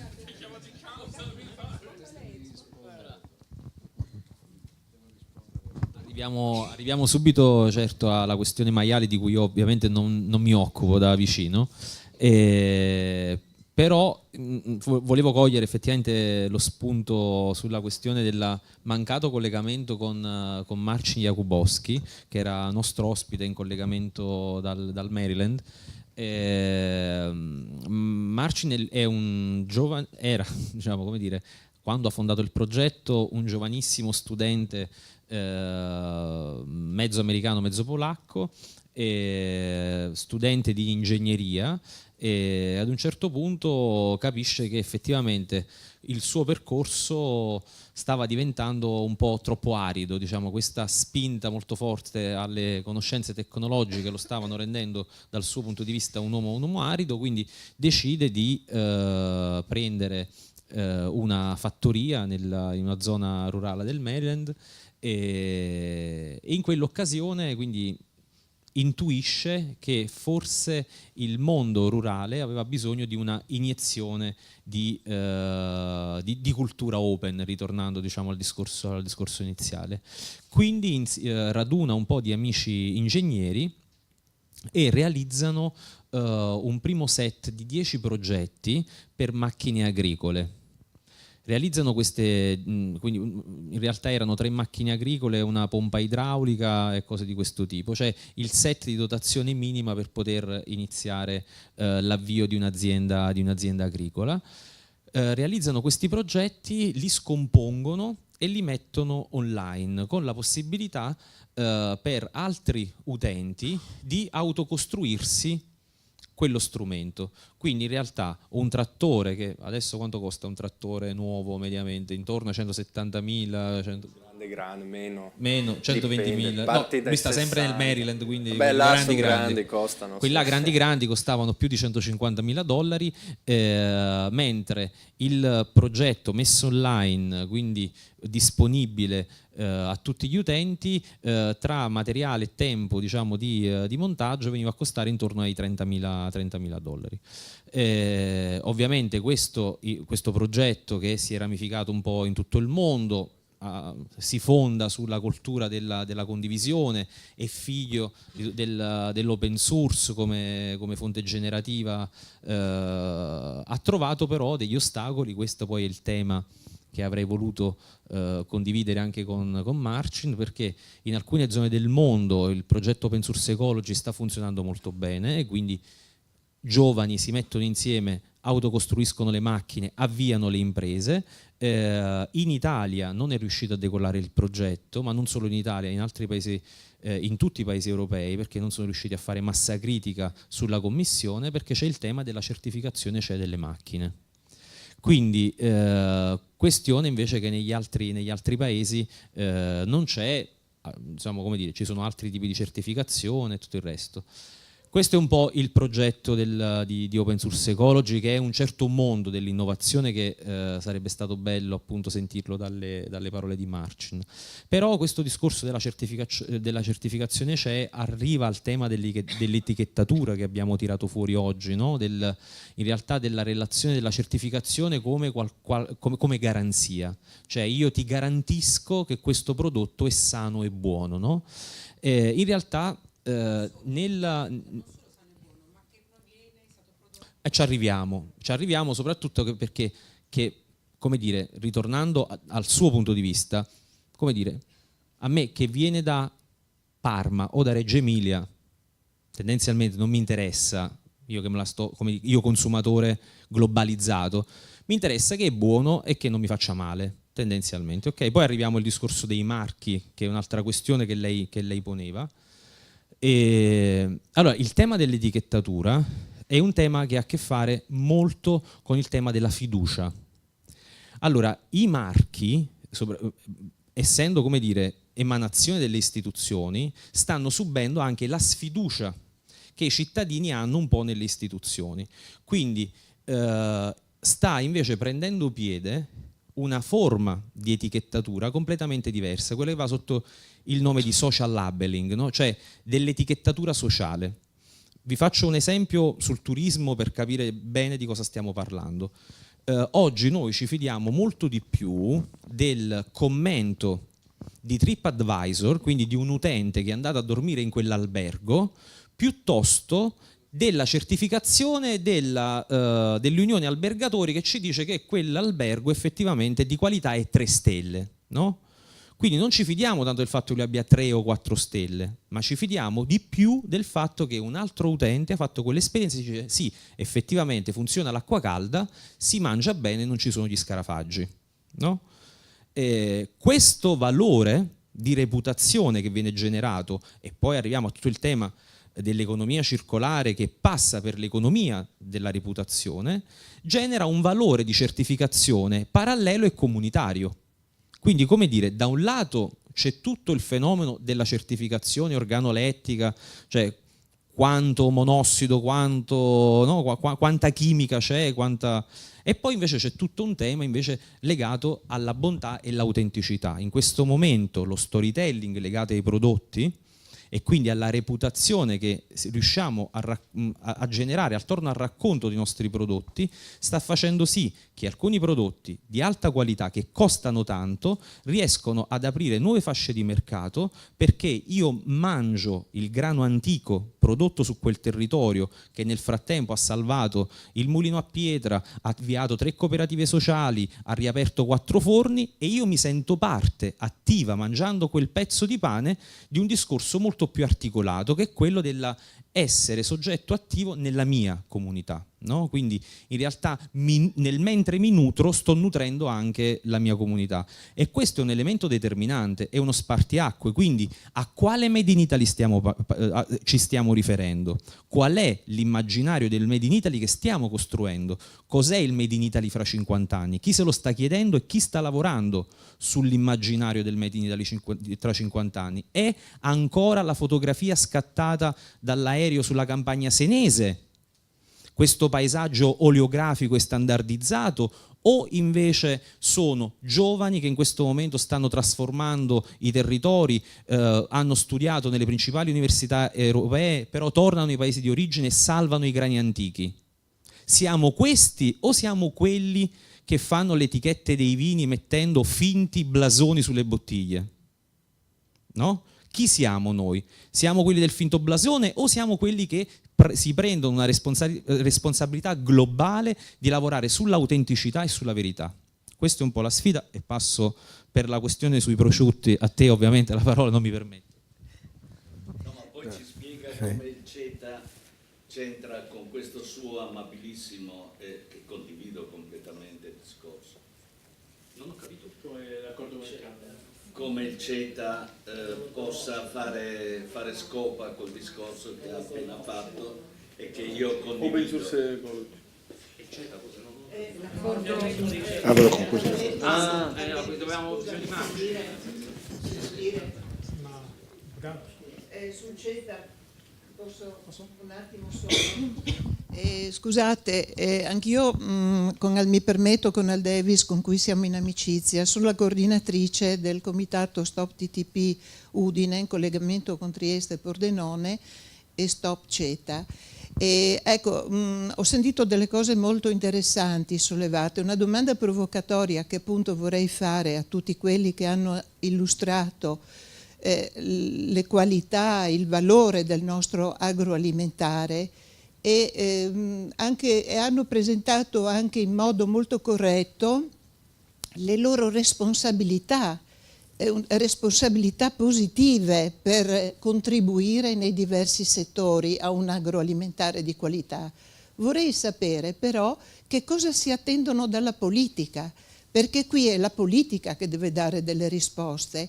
Quando noi parliamo dei trattati di libero commercio, e il CETA è stato approvato ieri, con il CETA, ricordatevi, c'è un trattato non oscuro e non segreto e secretato come il famoso TTIP. Il CETA viene usato quando il TTIP è stato messo in disparte per dare modo, e noi qui abbiamo una grande assenza, le 42.000 lobby e multinazionali americane che hanno le sussidiarie in Canada e che si possono servire di questo cavallo di Troia per entrare con un piede pesante ed abolire i nostri diritti, perché c'è un discorso di privilegio sui profitti delle multinazionali. Allora io non posso fare evidentemente un'altra conferenza per cui mi taccio, però il grano duro già arriva dal Canada con le tossine e viene unito al grano del sud, già viene smerciato. Si parla di interferenti endocrini, di antibiotici, di ormoni nelle carni suine. Ricordatevi che il Canada è il terzo produttore di soia OGM e nel trattato non si parla del principio di precauzione, è assente. Cosa vuol dire? Il sistema europeo garantisce che i prodotti vengano controllati a monte, non a valle. Le etichette di cui stiamo parlando, e poi taccio, non sono etichette nutrizionali. Noi abbiamo il sistema dell'EIG che ci precisa che cosa? L'indicazione geografica di provenienza nel documento del CETA pubblico, e chi ne volesse copia glielo posso inviare appena arrivata a casa dal computer, sia in inglese che in italiano, e anche un estratto, non si citano assolutamente la garanzia di avere le tutele dell'EG, solo 41 prodotti, in pratica dei friulani vengono citate come protette, il San Daniele e il Montasio. Quindi noi non avremo certezza che i nostri prodotti certificati siano riconosciuti non solo nei mercati americani e canadesi, ma anche in quelli europei, dove noi esportiamo prevalentemente molti prodotti dell'agroalimentare, perché verranno confusi con quei prodotti di cui parlavate dell'Italian Sounding, che sono marchi da brevetti, per cui Bologna può indicare anche un attaccapanni, non è detto che sia una mortadella, così Parmesan. Quindi vorrei innescare queste domande, cioè quale garanzie dà la politica ai produttori, ai consumatori responsabili, a noi tutti cittadini in quanto tali?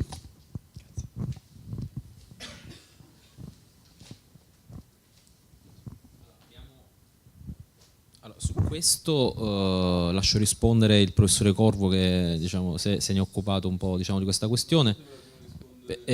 Però andiamo per ordine.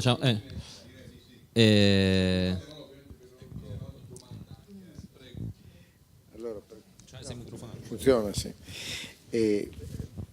Allora, la filiera San Daniele funziona in maniera piuttosto semplice. La produzione suinicola avviene in 10 regioni italiane.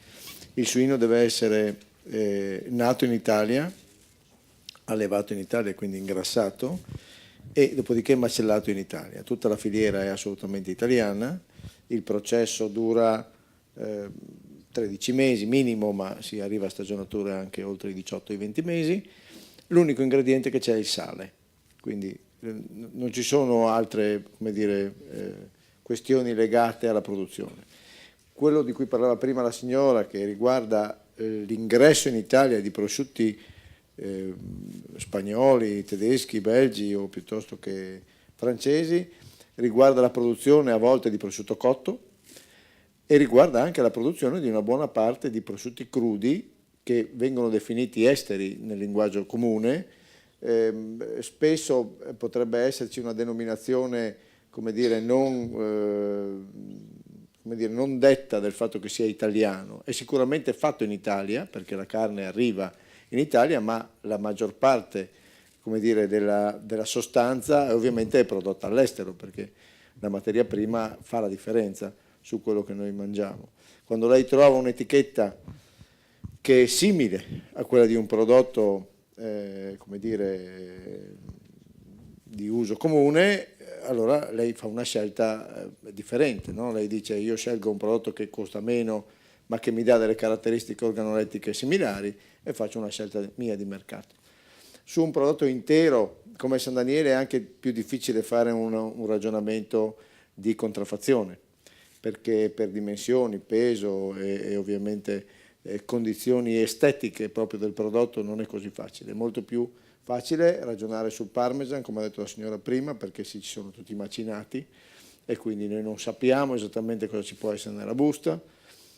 Ci dobbiamo fidare delle etichette, questo è un altro punto. La distribuzione fa da tempo anche delle etichette che si definiscono proprie, cioè quindi il concetto del private label, dove la distribuzione garantisce direttamente il consumatore. È più facile che il consumatore sia garantito dal suo negozio di fiducia. Io vado alla Coop, mi fido di quello che la Coop mi vende e quindi compro un prodotto Coop per questo motivo, così come per altre ovviamente distribuzioni. Nel nostro caso, essendo come si è già detto un prodotto ormai consolidato dell'agroindustriale italiano, teniamo presente che Parmigiano, Parma, San Daniele e Grana Padano fanno il 90% dell'agroindustriale esportato nel mondo. Il Montasio, che è protetto in Canada, in realtà ha una diffusione poco più che territoriale, diciamo che si vende in Friuli e si arriva quasi fino a Verona. Cioè ci sono dei casi poi che diventano anche difficili da seguire, nel senso che...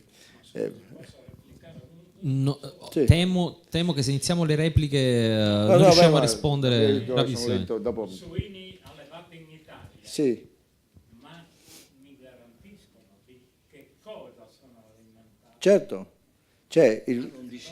esiste un disciplinare corretto, reale, dove ci sono delle razze genetiche ben precise. Solo nel corso degli ultimi anni sono state eliminate 28 razze genetiche che chiedevano l'accesso al disciplinare DOP. Ci sono solo determinate razze genetiche e anche l'alimentazione fa parte di una dieta, chiamiamola così più semplicemente, che ha ovviamente dei parametri di tolleranza, ma che sostanzialmente è regolare. Certo. Grazie, soltanto una questione, arrivo subito. Volevo chiedere sul tema delle politiche pubbliche, ovviamente se l'assessore vuole contribuire al dibattito dopo...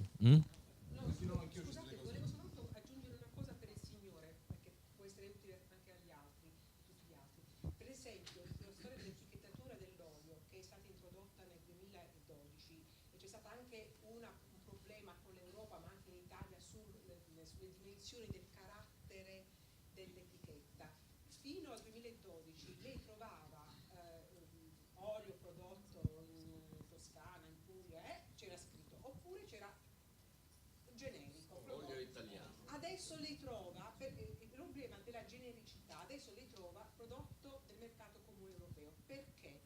Perché arrivavano oli dalla Tunisia, eccetera, eccetera, ed erano imbottigliati in Puglia, questo lo so per certo, per esempio. No? Quindi non avevamo le garanzie, la stessa storia succede per esempio per i succhi d'arancia.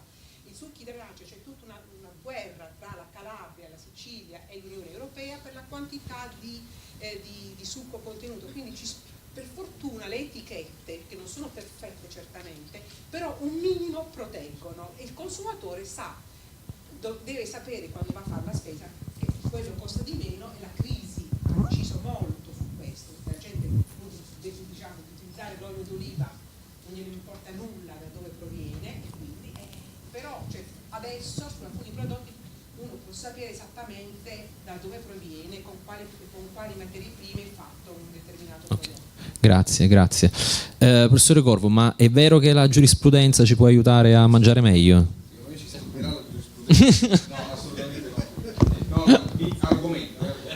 Allora, secondo me non arriverà nessuna forma di garanzia dalla politica in termini di protezione. O meglio, secondo me non dovremmo proprio augurarci. Mi spiego, scusate, non voglio essere provocatorio senza spiegarmi.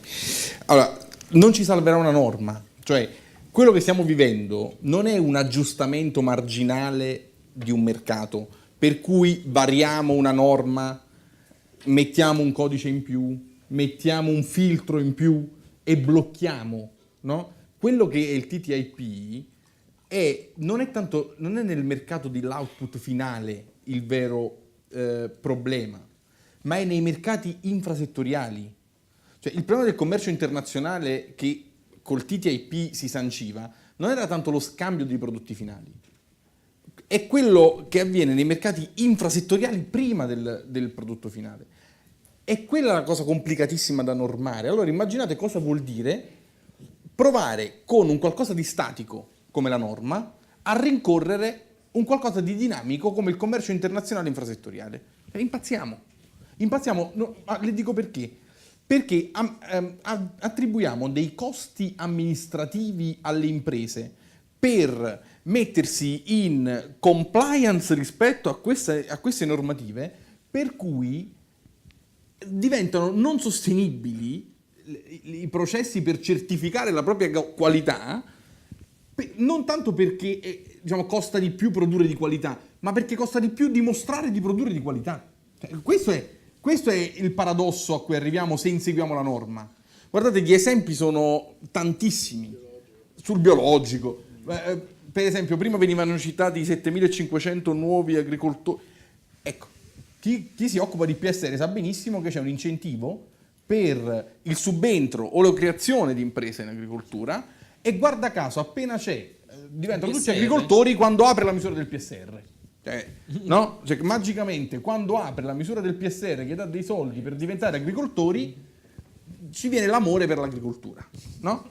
Allora, io perciò dico, le norme fatte così creano delle distorsioni, e a volte creano delle distorsioni peggiori dei problemi che tentano di normare e di sanare.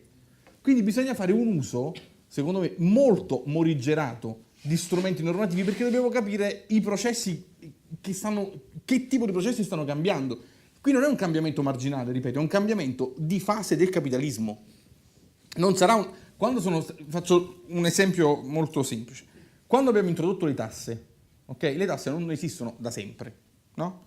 Le tasse sono stato un dispositivo pensato per far sì che una quota di profitto, di valore aggiunto, no? Generato, potesse essere preso dallo Stato e redistribuito a favore di quelli che non beneficiavano di quel profitto. Quello è stato un dispositivo intelligentissimo in quella fase storica.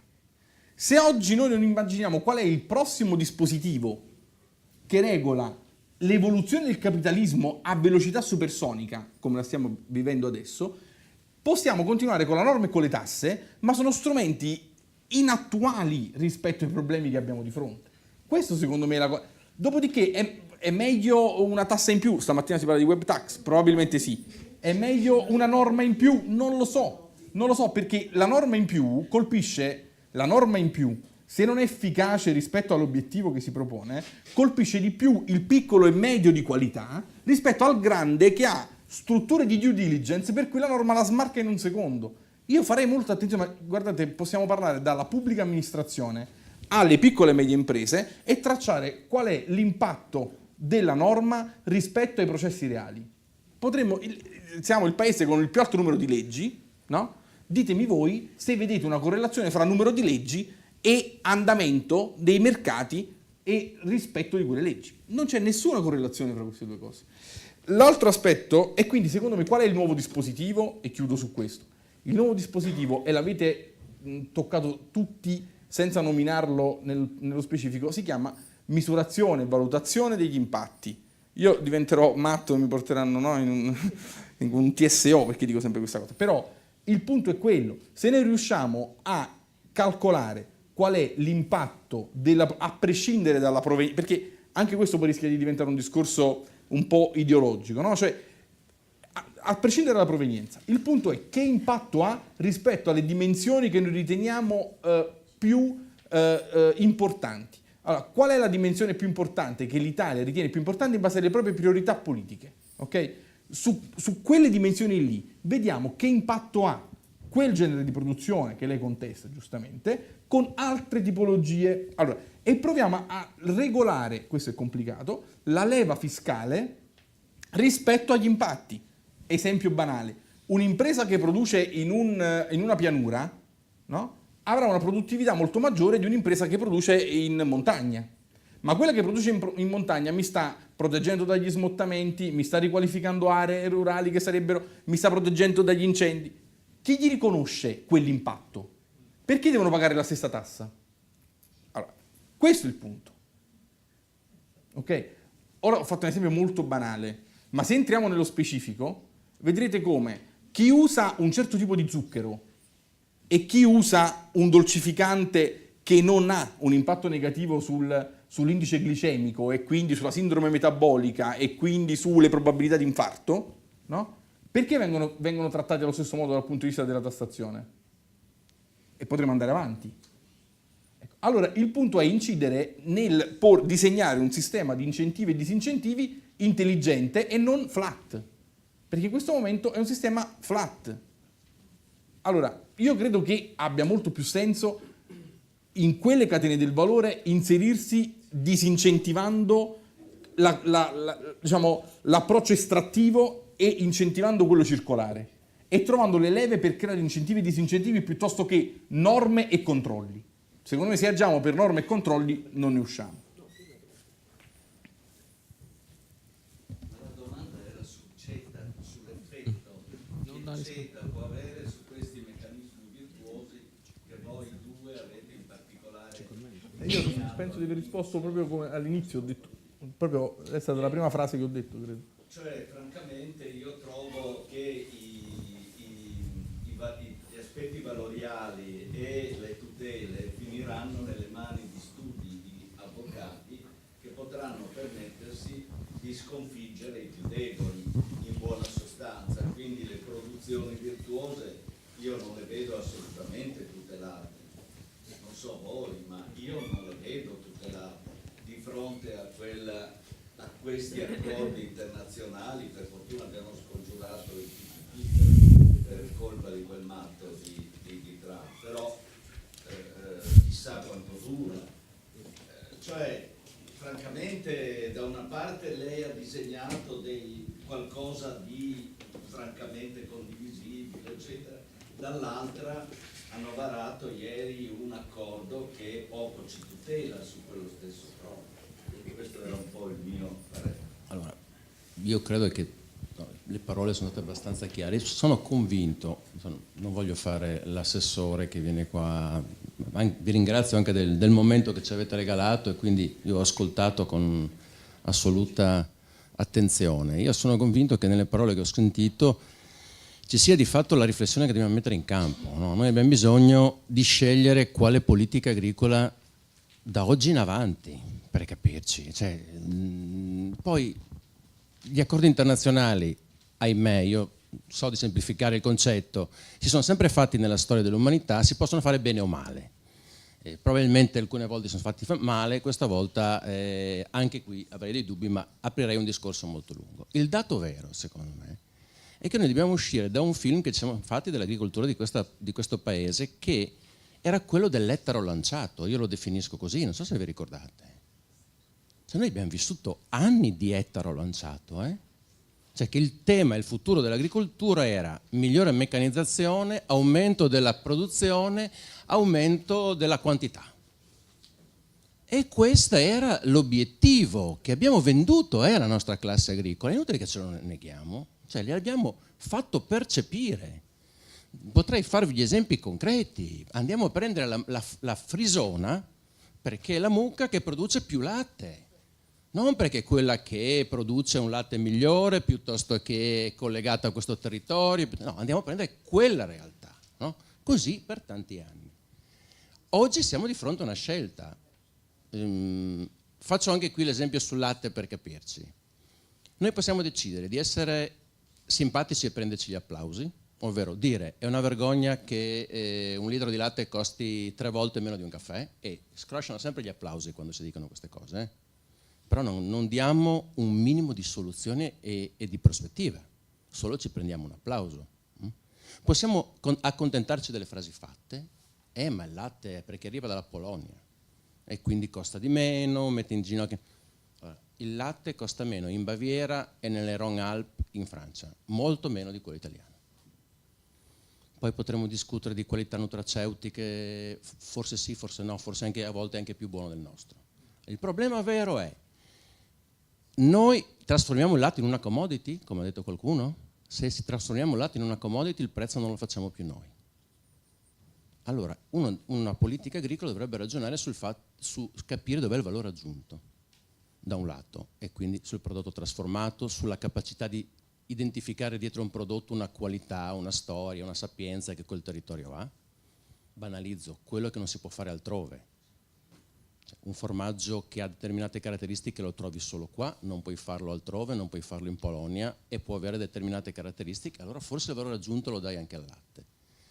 E l'altra sfida che abbiamo è un po' quella che dicevi tu, io mi sono preso trasformare un po' questa idea di impresa sostenibile, che è molto pericolosa nel rapporto con gli agricoltori, perché viene vissuta come una fatica e un obbligo. Io che già devo fare fatica tutto il giorno, devo anche preoccuparmi di tutte queste cose, in qualcosa che è un'impresa generativa. Però va fatto capire all'agricoltore, secondo me questa è la sfida e vi ringrazio, che non è solo un obbligo, un'attenzione all'ambiente, è anche questo, un obbligo, un'attenzione all'ambiente, la capacità di intraprendere nuove sfide, ma è anche una scelta economica. È anche un'impresa generativa, è anche una scelta economica, perché altrimenti se competiamo sulle commodities internazionali e sui grandi numeri, questo paese non ha speranze. Allora non è solo romantico, io ogni tanto su questo mi scontro e ho grosse difficoltà, perché non guardo lui che ovviamente, ma guardo la stragrande maggioranza di quelli che mi chiedono come faremo a far risalire il prezzo del mais. Il prezzo del mais non risalirà. Non risalirà il prezzo del mais, se non in un percorso di trasformazione, in un ragionamento di filiera, di chilometro zero. Allora, il tema vero è un po' questo, no? Come noi riusciamo probabilmente a far cambiare queste abitudini e ragionare sostanzialmente su una visione anche economica, non solo di sostenibilità. Cioè, facendo capire ai nostri produttori, anche con l'economia chiusa o a circuito chiuso, a circolo chiuso, ma anche con la capacità di far capire che queste eccellenze non sono romanticherie, romanticismi, come tante volte ti imputano, ma sono effettivamente probabilmente una delle ultime possibilità che abbiamo. Io vorrei fare anche l'ottimista per concludere davvero. È vero che la globalizzazione pone tante criticità, tante problematiche, ma una delle frasi fatte che in questa regione si diceva quasi sempre era: siamo troppo piccoli e produciamo troppo poco per andare all'estero. Vi ricordate? Io non credo che non sia più così, neanche questo. C'è fuori, c'è qualcuno che cerca una fortissima identificazione col territorio, che cerca il particolare, non cerca più il massificato. E forse anche le piccole produzioni hanno dinamiche ormai e opportunità che prima non avevano. E anche il prezzo, scusatemi, forse possono trovare anche quella marginalità che una volta non avevano. Adesso passami la provocazione, non credo che San Daniele voglia andare nel Walmart. San Daniele vorrà andare su un target di clientela capace di apprezzarlo e ahimè anche pagarlo un po' di più se lo compra negli Stati Uniti. Il problema è che il Walmart era un esempio, il valore aggiunto del San Daniele resta attaccato al distributore. Questo è il problema. Il distributore ha la forza di mediare. Questo è il grande problema. Noi non abbiamo avuto gli Auchan, non abbiamo avuto il Carrefour, non abbiamo avuto un pezzo della filiera che ci avrebbe permesso forse 30 anni fa di promuovere i nostri prodotti all'estero. Perché non dobbiamo dimenticarci anche dei dati che ci danno fastidio, sono d'accordo. Cioè l'Italia, la grandissima Italia dell'agroalimentare e dell'Expo, è il 6º paese esportatore di agroalimentare nel mondo, il 6º in Europa. Noi il primo, siamo 6th in Europa come export agroalimentare. E quindi ne abbiamo di strada da fare in tema di farci conoscere nel mondo. Sono assolutamente d'accordo. Però probabilmente non ci facciamo conoscere con prodotti massificanti, ci facciamo forse conoscere anche prendendo alcune scelte, lo dico a voi, ma l'ho detto da altri. Io sono convinto, ad esempio, che qualificare i nostri prodotti anche con la tracciabilità completa che va oltre i disciplinari. prodotto interamente in Italia significa che anche i mangimi sono fatti tutti in Italia. E forse cominciamo a dare un po' di valore aggiunto anche ad altre filiere. Forse evitiamo la banalizzazione, no? Abbiamo vietato gli OGM in Italia, però poi arriva la soia OGM da... Allora, bene, io sono convinto, anche rispetto ai trattati che sentivo prima, che l'obiettivo che dobbiamo darci è dare l'opportunità al cittadino consumatore di scegliere. E credo che mai come in questo momento il cittadino voglia scegliere.